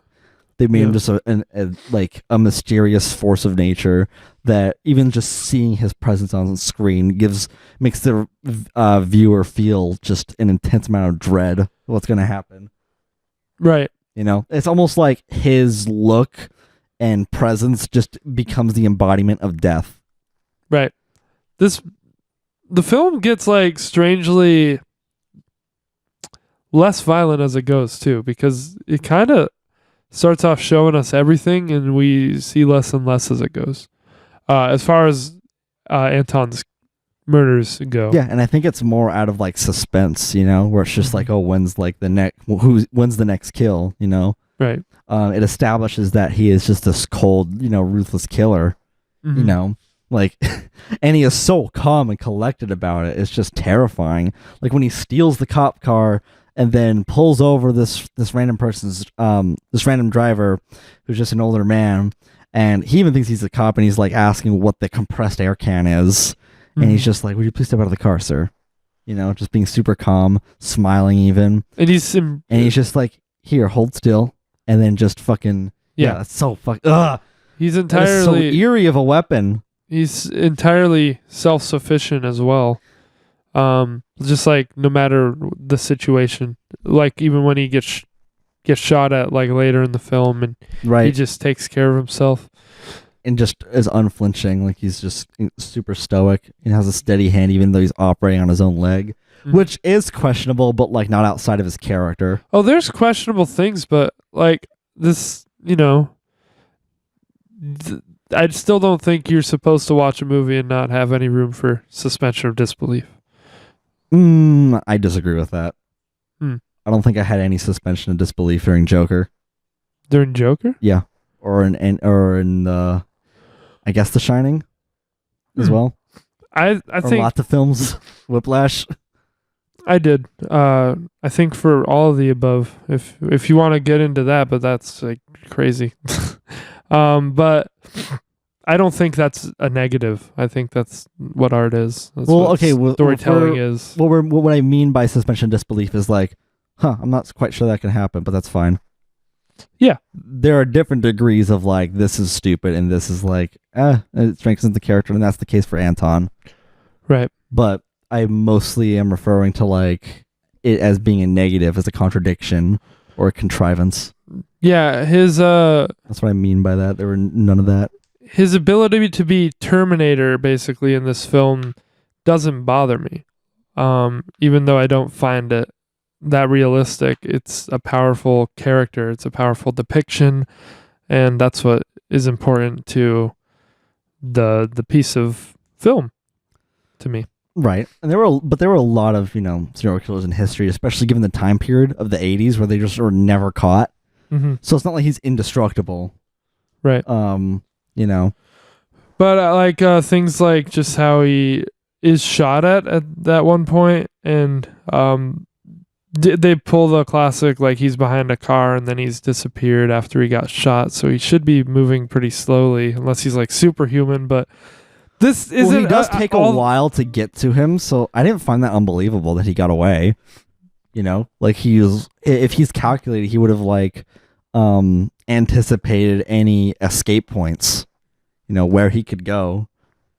Yeah, but if I'm thinking about the scene realistically, you would see his something from under the car, you would hear something, you would but these are things that I'm not even considering for the character, so I don't see much of a point to dive into it because I think the way it's presented is perfect. Well, this is more also about like a hunting type of thing, Mm-hmm. It's established that at any point a hunter can become prey. Mm-hmm. And this type of thing happens. People slip away and they don't know where they went. Mm-hmm. So it's not like it's unbelievable, especially given Anton having experience in this, and Llewellyn is only experienced really with dumb animals. Sure. Which Anton is anything but. So I didn't find any issue with him getting away after being shot in the leg. No, I didn't find it didn't even look too crippling either. Like he was still able to walk. No, I didn't find an issue with it in the film. Just if we're gonna like talk about if it's like really possible in the real world, then I don't know. I'm saying that could happen, absolutely. Yeah, and I don't know. I'm saying that's irrelevant to my enjoyment of the film in any way. Okay. Well, what did you wanna discuss? I don't know. Because I took movie. note of like a few scenes that I thought were excellent. Yeah, go for it. But that's kind of the extent of my notes, just because, like I said, I wanted to lose myself in the movie and come out with as much as I could, like as far as remembering everything. Because not actually a bunch happens. This movie's got it's kind of a masterful pace. Where it switches back and forth between Anton and Llewellyn. Yeah, and things sheriff. happen parallel to each other, and without putting a fucking timestamp on the screen or anything, like without doing anything unnecessary. Like it gives us information. It gives you visual cues. Yeah, we learn information about the same time as the characters do. Or that would make sense, Right. So, yeah, and one of those great scenes for me was obviously the scene at the hotel with the suitcase in the air vent. When Sugar shows up there, and Llewellyn has rented the room across from room 138 so he can kind of grab his suitcase through the air vent. Right. And also not be in his own room because Anton is about to ambush him. Yeah. Or he's anticipating an ambush from Anton. Right. And what I said is it's like the scene is so intense, but it's so restrained at the same time. And you get kind of that same feeling later, the scene we were just talking about, when Llewellyn's in a different place and he comes up to his door and you see his feet under the door and he turns off the light, and that whole part. Yeah, like Anton is just so like observant and calculated that he heard the super light cocking of of a Llewellyn's gun. Yeah. Where he did as slow as he could, and as soon as you hear the click, it's just a pause, and then you see him walk away, and then he turns out the light in the hallway to give himself another advantage. Funny enough, like he reads the situation, knows Llewellyn's options, and he just doesn't give him those options. Mm-hmm. Funny enough, he does have a Michael Myers trait where he's always walking, which is always a pretty good choice. It does make you seem a bit less menacing. There's something more kind of humanistically scary about someone who's not rushing to get to you. Well, yeah, they're just not. They have no concern. Like, no, I'm gonna get you. Well, yeah, it's because it's in line with his character, like we said. Yeah, like he's just so calculated. He's confident that he's gonna get to you. He doesn't need like to Mr. rush X. it, and he's also kind of it's fundamental of Anton's character that he enjoys the hunt. Yeah.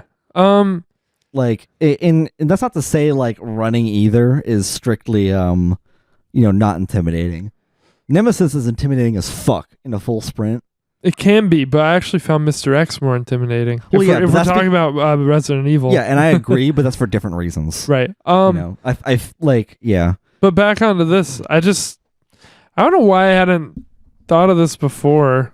Maybe it's like really obvious, but I think maybe Shigur's character could just be this kind of, what's the word? Manifestation, like physical manifestation of death. Yeah, I think I said that earlier. Did you? Okay. Yeah, like just seeing. Yeah, I said his representation on screen is the embodiment of death. Yeah. Okay. And Llewellyn is just pretty much running from death. That's the whole movie. Right. I took you a bit more literally then when you said that. Because whenever he's on screen, he's gonna kill someone. Yeah, like it's a connection. It's a reestablishment of the theme.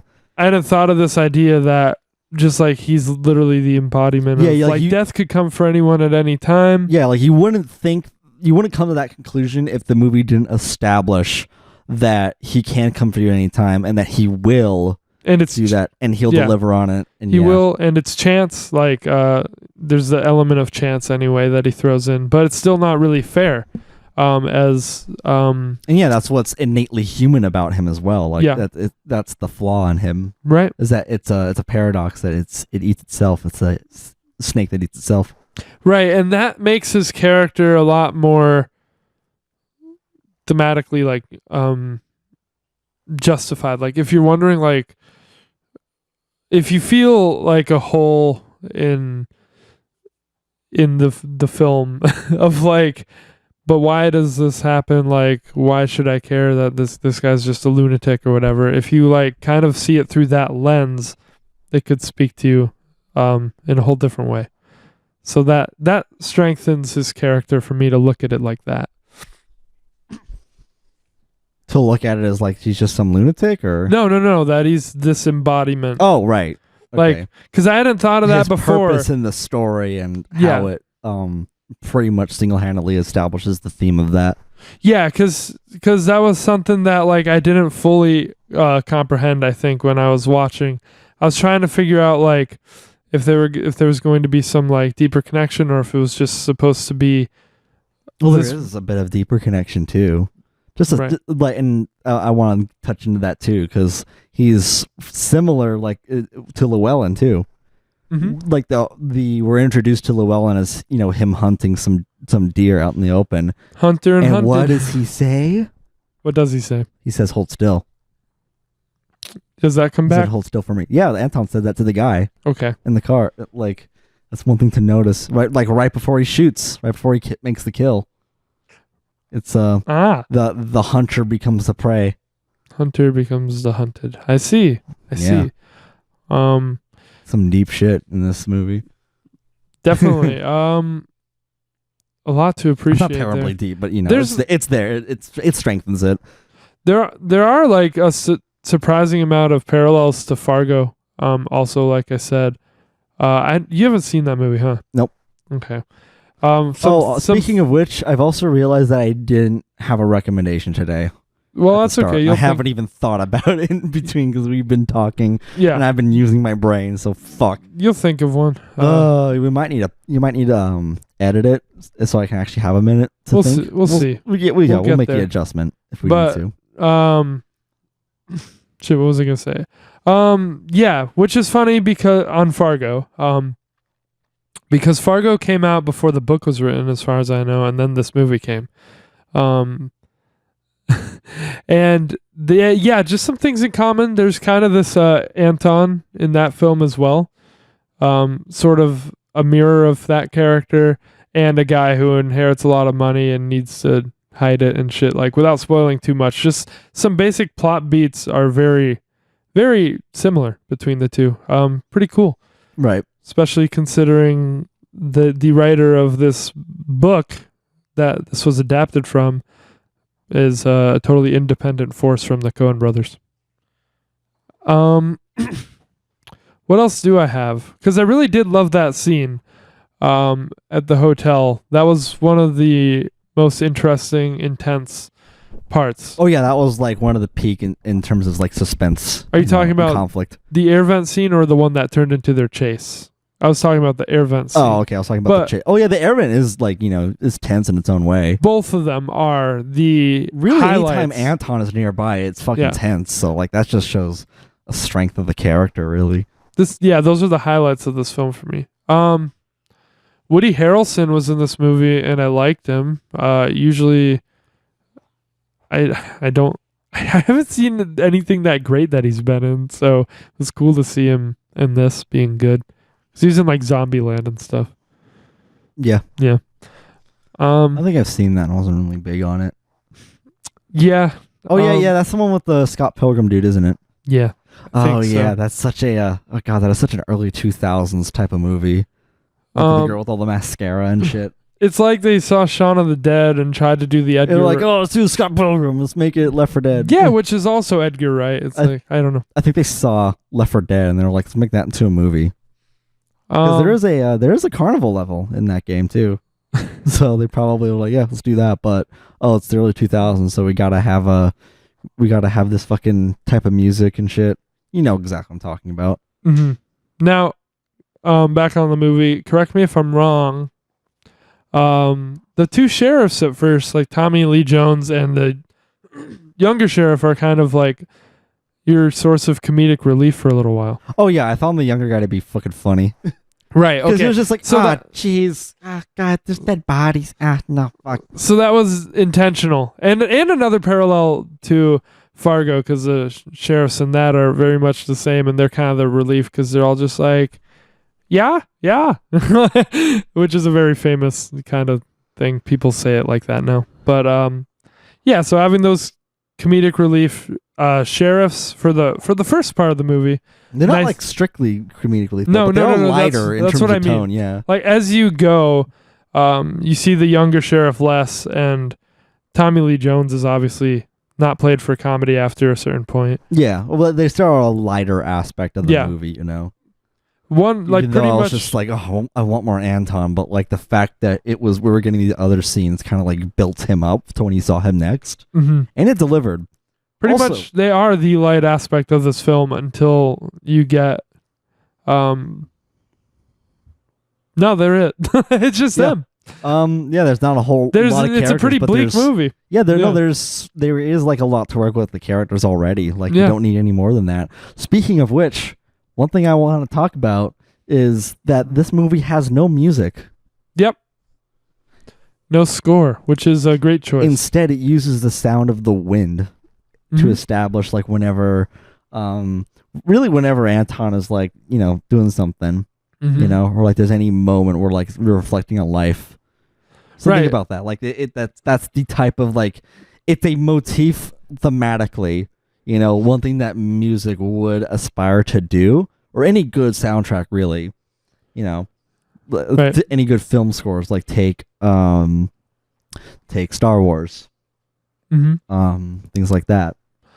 Back to the Future. Those soundtracks have like this motif to establish characters, ideas, and all that. Here, it's just the wind. It establishes that one thing, so it makes it even more like impactful. It really serves to ground the film and add this sense of just barren dread. Yeah, yeah, exactly. And at the end, when Anton is met with Llewellyn's wife, same thing really. Llewellyn's wife, which is something that the movie's been building to. Like we get this when she refuses to call a coin toss. They just or like and when they're having the discussion, I remember she just looks out the window and that's all you hear is the wind. Right. It's almost like it's a detail of life that we take for granted, and like in this very last moment, she's appreciating it. Right. Well, a whole lot of things you can draw from that part. It's such a fantastic scene. And he even said like when he tossed the coin that this is the best he can do, and it's up to chance. Like you can call it and leave it up to chance, but the one thing you can't do is not play the game with his wife. Yeah. Right. But like that's pretty much Anton's philosophy anyway with that, is that you can't not call it. You have to play. And she points out his flaw with that, and you just see him leave the house. And check his boots. You don't need to see the violence anymore by that point. It's just like you know what happens. Of course. It's like he's not gonna like make this one case because this one girl is just like you're flipping the coin, and the last thing he says is, "Well, I got here the same way the coin did." Mm-hmm. And life is very... He's technically right is the problem. Yeah, life is very unfair as we see too, because he's kind of like the one dude who doesn't die. My favorite scene, and which I think is the best scene in the movie too, is one in the gas station or convenience store with the old man. Right. And just having the discussion. The first coin toss. Yeah, and this scene is what cemented this actor, where I was like, there's no actor that can do this role better. I would love to see Joaquin do it. Don't get me wrong. There's no reason, or even Jack Nicholson, but there's really no reason to discuss it because we don't have that. We don't need that. Yeah, just because we've got this. It's just so perfect with like his small mannerisms, like how he's just like nonchalantly eating peanuts while he's like disgusted. Yeah, I think with learning that this guy married into the life that he's in, that where he was like dependent on his wife, like he didn't have his own path in life. So then Anton concludes that he needs to like this is where it's going to be left up to chance, because he doesn't strictly need to die, but he's like obviously like taking it for granted in his eyes. Mm-hmm. So he gives a coin toss. It's just so beautifully like tense, like where it even opens up where he's like where he asks like sternly asks like, what business is it of yours to know where I'm from? He's like, as soon as he said that, I was just like, oh shit. He's like weird anti-hero moral crusader type of dude. But I don't think he's I don't know. I wasn't rooting for him ever. No. So like I don't know about an anti-hero. Well, yeah, I guess that implies that you like him. I don't know. Is the Joker an anti-hero? Yeah, I found whether or not you're supposed to root for him. I found Arthur to be extremely relatable. Yeah, but it's pretty gray if you're supposed to, part of the people. What people hate about that movie is that it looked like you're supposed to like the guy. Well, yeah, like you don't praise them, but like, it's important to like, understand your character's motivations if you want them to be likable. Here, however, we don't know Anton's motivations. Like it's not made clear. No, that's why I didn't know. Like he doesn't really care about the money. He would have had that by now. He would have struck a deal, and it's made more clear that he kind of just wants Llewellyn's head at this point. I don't think he is operating off of morals or anything. Like I don't think, but like the way that you pose that made me question that. I think he's got his own set of values that he concludes to. Like he kind of just kills that one guy who helps him out. Just because he wants his truck. Or he's like, you gotta move the pigs out of those crates in the back, and it's like, what? And then it just cuts. Well, yeah, because he wanted his truck, and like he saw him, he was gonna report it to the police, like it's a crime, Right. Like there's other like logical reasoning too as to why he kills people. Yeah. Or at it's kind of just he's survival of the fittest, I guess. Yeah, it's a lot about like Darwinism. I mean, honestly, he could have killed Llewellyn at different parts, but I think a lot of his motivation is that he enjoys the hunt. Yeah. He like that's why he even like goes after his wife. And he even says like he had a chance to save you, but he sacrificed you to save himself. And it's just like, man, if you really put it down on paper, that's kind of what happened. Llewellyn was just really arrogant about it. Yeah, I mean, see, he's more of an anti-hero because I was just like, man, he's an asshole. You know? Kinda. I don't know, unless you thought that he had a chance, but very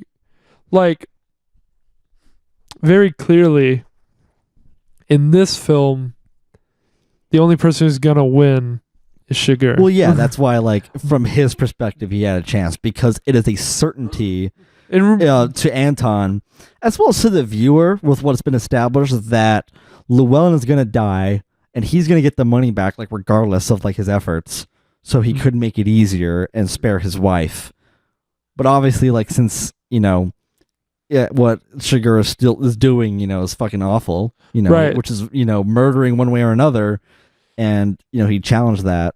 This isn't a film where the underdog is going to take on the guy who's...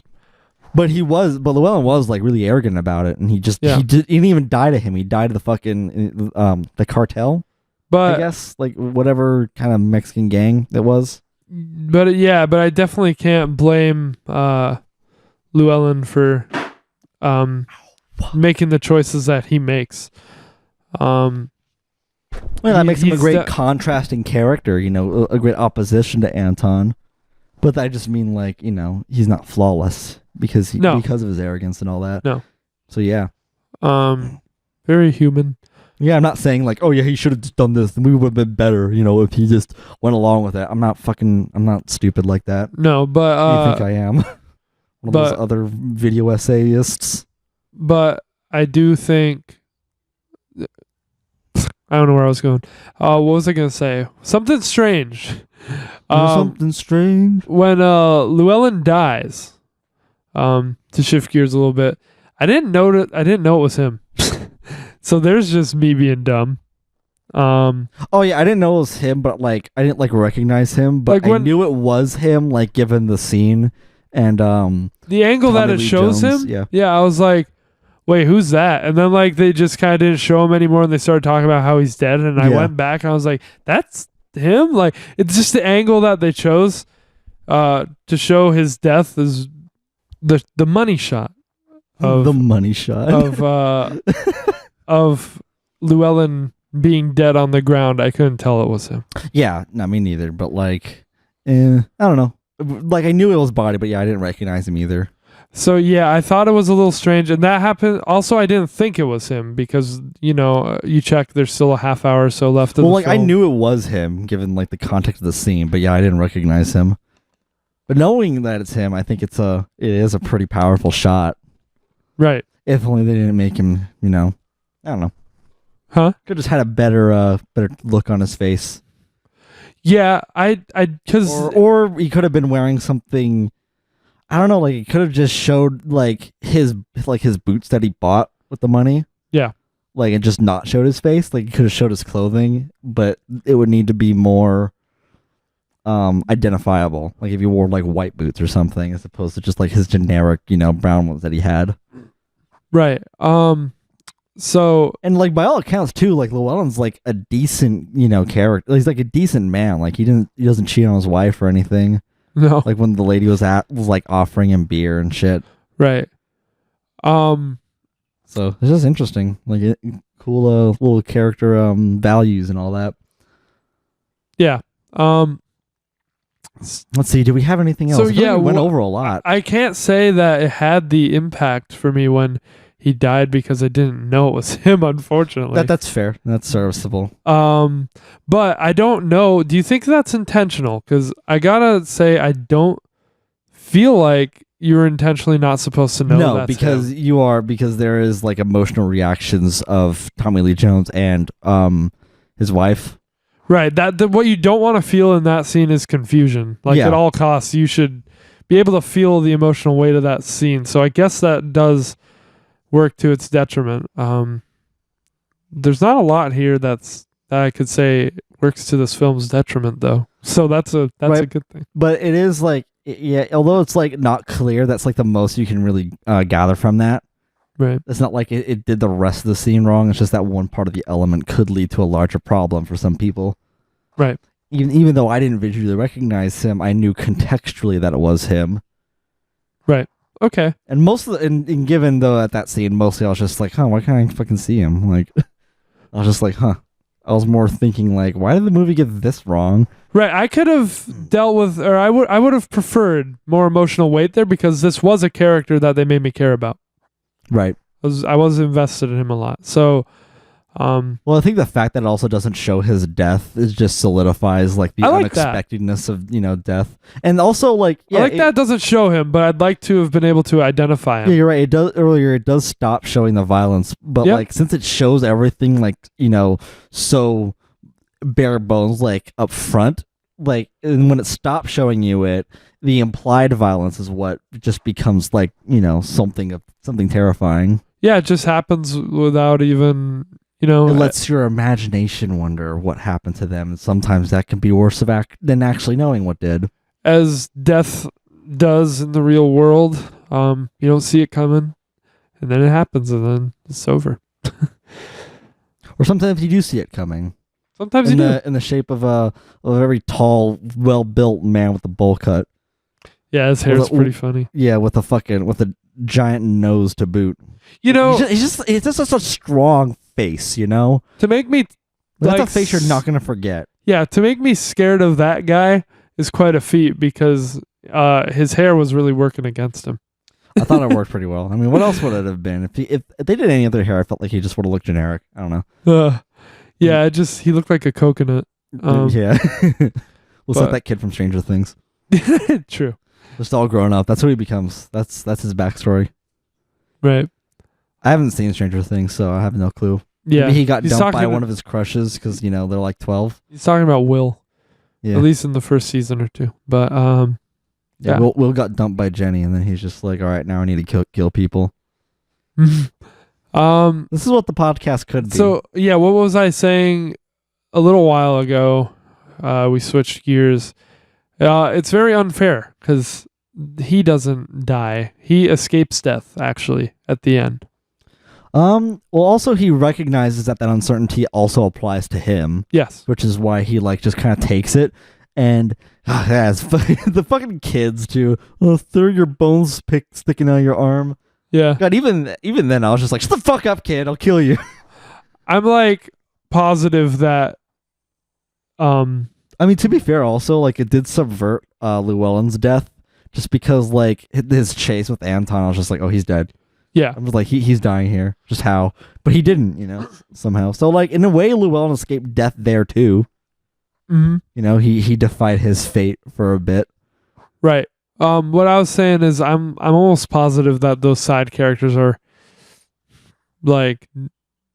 almost all the side characters in Coen Brothers movies are just supposed to be wacky and kind of give you a little reminder that it's not all bleak, I guess. Right. And so those kids were great. Yeah, well, I mean they're kids, yeah. And they were caring more about how to split the money, and he was just like, you have your shirt on still. Yeah. You're the one with the shirt, I get to keep the money. Exactly. They're like Beavis and Butthead. It's great. Oh, also, yeah, the other kids too that Llewellyn runs into. Like how they both run into kids and they pay them money for something yeah, they both pay them for something in their clothes because they're wounded. Right. And he's even like, give me that beer. He's like, how much? Mm-hmm. Oh, that's a cool parallel between them to make them a bit more similar. Mm-hmm. Did you have anything else to touch on? I'm going to tell you I've got 15 minutes. Yeah. I'll tell you now. Yeah, we're pretty much we're wrapping up here anyway. It's all good. I'll take that 15 minutes. I've got a guitar lesson. So, let's see. You've got a Smash tournament. We'll use that indeed. We'll spend this last about 10 minutes discussing the ending. Sure. Yeah, what did you think? I knew this was going to be I was curious. I didn't know that you were going to be confused, but I thought you might. And I was curious if you can if you can tell me what you took from it. From the ending, yeah. Referring to, because it is a very kind of open type ending, one that would confuse a lot of people. Of why does it end there? That's stupid. Just stop, Are you referring to with Sugar? The last scene. No, the last scene where Tommy Lee Jones is retired. He's having breakfast with his wife, and he tells her about the dream he had last night. The dreams that his dad, what was it? His dad left him and on a snowmobile trail or something, and then he caught up to him. Something like that. They were on horses and... No, okay, not snowmobiles. Yeah, snowmobiles. Yeah, that's close. That'd be an option. It was a snowy trail. That'd be an option in Have You Seen It trivia. Yeah. What was Tommy Lee Jones' character's dad in his dream writing? Right. That'd be a really heavy-handed way of phrasing that question. Yeah, and then he had this light in him, and they caught up, and then he ended up riding past him because he wanted to make a bonfire somewhere else, and that he knew that he was going to as well, and then he woke up. No. That he would meet him soon again. Yeah. So, I know that there's clearly significance in what was said, but I don't know if I took anything from it, because it was like 2 or 3 a.m. and I don't know why my brain was a little fried watching this film, but I mean, it's a lot to take in. There's enough for me to be like, this is thematically significant. And usually I'm the one who writes a paragraph on what the metaphor was for a movie or something, but for this I was just like, okay. Okay. Which is obviously disappointing because you were excited for what I had to say. Yeah, because I got to the end and then it just cut to black and I was like, wait, what? And I had to go. I replayed that scene twice so I can really grasp what he was saying and what that meant in terms of the end. Yeah, I didn't find the significance I was supposed to. I guess he was talking about a light at the end of a tunnel, basically. I guess. I think if you rewatch the movie, you'll definitely see it. Then you'll have less to mentally digest. Yeah, well, so a rewatch might be good. Even for me too, I would love to rewatch this. But I basically took it as just about death and that he recognized that his time is coming too. Right, and he's been kind of thinking about that for the majority of his career as a sheriff. He's been too old for it. That was even further touched on when he was talking with his brother. Mm-hmm. Yeah, he was even talking about how when his dad died, he was younger, so he in a way it's weird to him that that Tommy Lee Jones's father is the younger man. That he outlived his father, so he's just kind of thinking about that. Yeah, I got that much. And that his time is gone, and that he used his souls to make a bonfire somewhere else, and he's gonna see him again. Right, because he's gonna die and all that. Yeah, it's about death. I got that much out of it. It doesn't wrap things up in a nice little bow, which is kind of rare and a nice thing with this film. It more just is trying to get across the message of death and the futility of trying to fight it, really. And yeah, it's very the innately human understanding of it as well. Yeah, it's a very bleak kind of thing. And I respect that a lot about it. I don't think a lot of movies have it in them to leave the audience there. All right. Well, I guess that's it then. Cool. Talking about the ending. Was that 10 minutes? Didn't feel like it. It wasn't 10 minutes, but that's all right. We have to do recommendations. Yeah, that's cool. It gives me time to think of a rec. Yeah, you've got to think of one, so... I think I've got one. I'm just going to be a cop-out because I genuinely was just unprepared. I mean, I've been prepared in terms of writing this, but sure, it's been a busy week, folks. Yes. So I'll have something a bit more thoughtful next time, maybe. We'll see. Right. Cool. I might have some things to discover as well. Or oh yeah, I can recommend this too. Yeah. So anyways, do you have any final thoughts? Any conclusion? I enjoyed it a lot. I need to rewatch it. I think, like I said, I think it's a stronger film than Fargo if I was going to put it up against another Coen Brothers film. I think it's hard to compare all the Coen brothers films because they have such a wild range from The Big Lebowski to something like this. But I think it's just a great film that helps illustrate their dynamic range. So that all that said, I don't know. I'm not really confident with a rating. To be honest, I knew what I was thinking after I watched it is it's definitely an 8, possibly a 9. No, wait, probably a 9 and possibly a 10. And it's just something that I'll need to develop over time and I'll need to revisit. And so I guess today I'm going to leave it at 8 as well. The biggest thing for me is that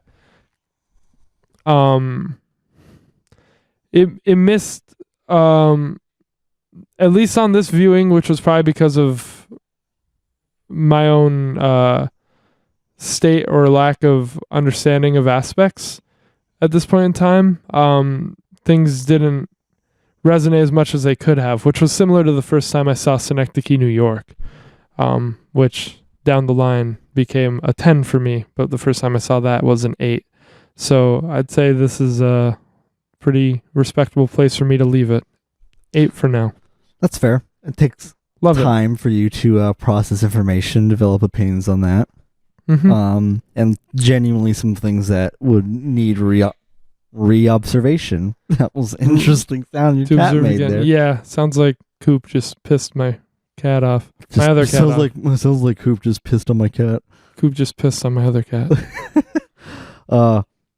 And also, yeah, numbers don't, they're not really a perfect way of like reflecting how you feel on or what you think the quality of a certain thing is.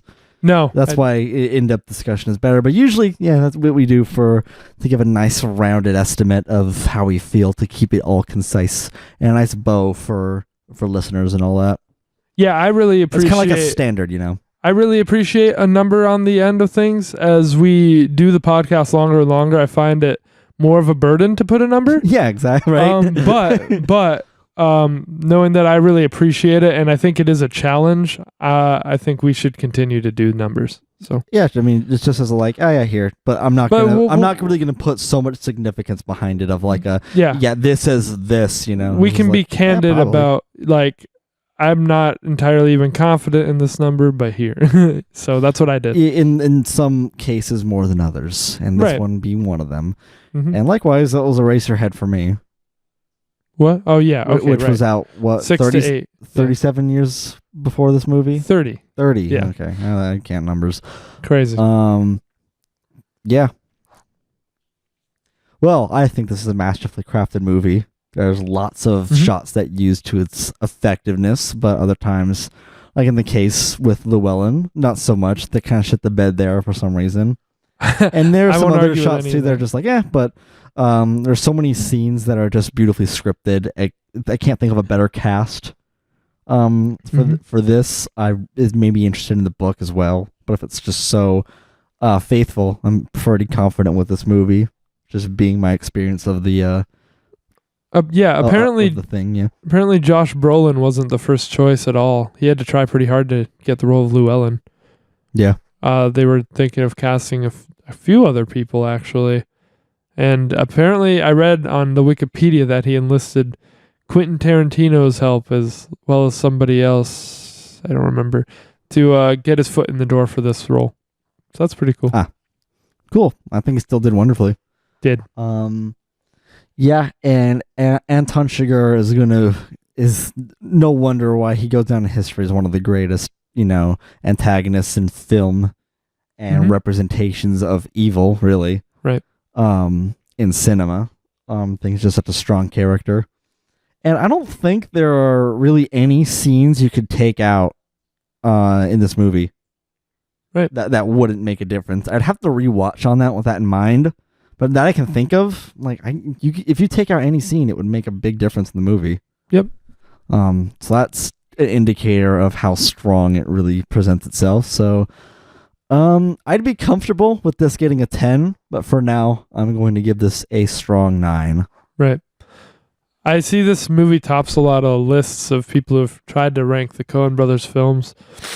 So obviously, as it stands, I would put The Big Lebowski over this, but what a stupid thing to try and do. That is pretty stupid, not gonna lie. To try and do, to put like their movies in order. I like how I say that, but there's audio recording of me saying Big Lebowski 10, easy. I don't know how it wouldn't be. And here I'm like, it's a 9 for now. Well, yeah, you gave The Big Lebowski a 9 back then too. Oh, okay. I think so. I think that's gonna stay a 9, and this is gonna be a 10. But yeah. I don't know. I don't think that there's a very clear way to rank those movies. I think The Big Lebowski does everything, like, for the movie that it is. Yeah. Perfect. Yeah, so. And for the movie that this is, perfect. They're pretty close to it. So, yeah. I guess that's just more that's like just like taste that's just madness. Like, that's the madness bracket type thing of like, why would you even compare these? They're completely trying to do different things. But I mean, you can compare things that are different if you really wanted to. I think madness was just kind of just more freeform, just like, oh, but this did this and this has something different, but it did this. You know, they weren't really, they were comparing really weird portions of each other. But right. you can break it down if you really wanted to. It would just take a lot of detail and all of that. And then that shit is fun.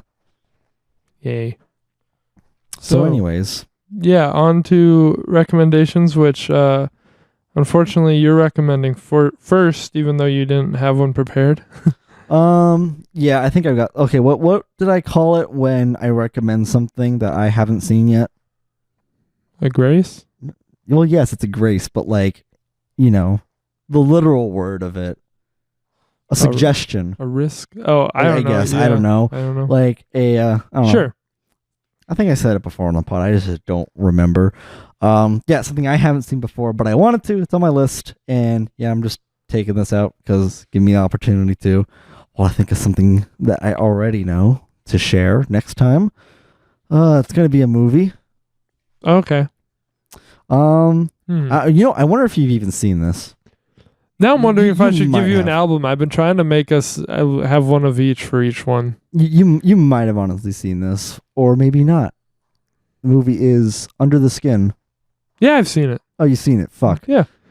Great. I was thinking. Okay, well, yeah, let's do it. No, we'll do it. Yeah. I was thinking of recommending it at some point, but it wasn't on my list. So great.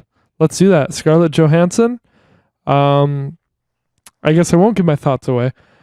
I think I'll just say I think you'll enjoy it quite a bit. I've only heard good things about this movie. This is why it's on my list. Great. I'm looking forward to discussing that. Thank you for recommending it, because it wasn't on my, I've written down what I plan to rec anyway for a while. Oh, cool. So that said, it's a win-win for you now. That said, I was going to give you a movie. And like I just said, I liked balancing it, so we were doing a movie and an album. But I guess I'll take another movie so I can have time for some other music. I found a couple more albums actually I want to listen to today. Right. Okay. So then I'll do that. It's technically a music movie, kind of something that's somewhat of a grace for me. Because is it Spinal Tap? No. I've seen this. But it was a while ago. Is it the Tubes Remote Control Tour? No, it's not. I don't even know how much this is a music movie, I will say, because I remember almost nothing of it, but it's definitely centered around a music scene. Interesting, you're giving me a music movie. I've been the one dishing those out for a minute. Yeah. Like pretty much closed it out last year. Right. I don't know what to expect of this. I don't know if it's actually like really good or just something I remember is like, oh, I should get back to that. But I'm giving you a movie called SLC Punk. Okay. Starring Matthew Lillard and a couple other dudes. Matthew Lillard, of course, is Shaggy. And he was in Twin Peaks: The Return. I see. Yep. So I'm looking. That director name looks very identical to yours. To mine? Yeah. What is it? Just in shape. I didn't the look full at it. name. I haven't. I don't know who it's directed by actually. So James Morandino. Oh, cool. So yeah, I don't know. We'll see what we think about this film. hopefully it's a good one. Is this kind of more of a documentary? No, it's not. I know that much. 2 former geeks become 1980s punks, then party and go to concerts while deciding what to do with their lives. Cool. Interesting. I only remember the end of this movie. Of course. Cool. So that was like the same for me with one of the other movies that I recommended. Yes. One Flew Over the Cuckoo's Nest. Right. Yep. Okay, perfect. Then let's do that next week. We're discussing Under the Skin and SLC Punk. We'll have a fun time finding the through line here. Yep. Thank you for joining us today and listening to this. As always, you can find us on YouTube and Spotify and all that jazz. If you have anything else you'd like to add to the conversation or get our input, you can feel free to comment. I'd be more than willing to discuss openly about these things or anything else that you'd like to recommend. Hooray. Blow out this candle. Yeah, let's do it. Memento Mori.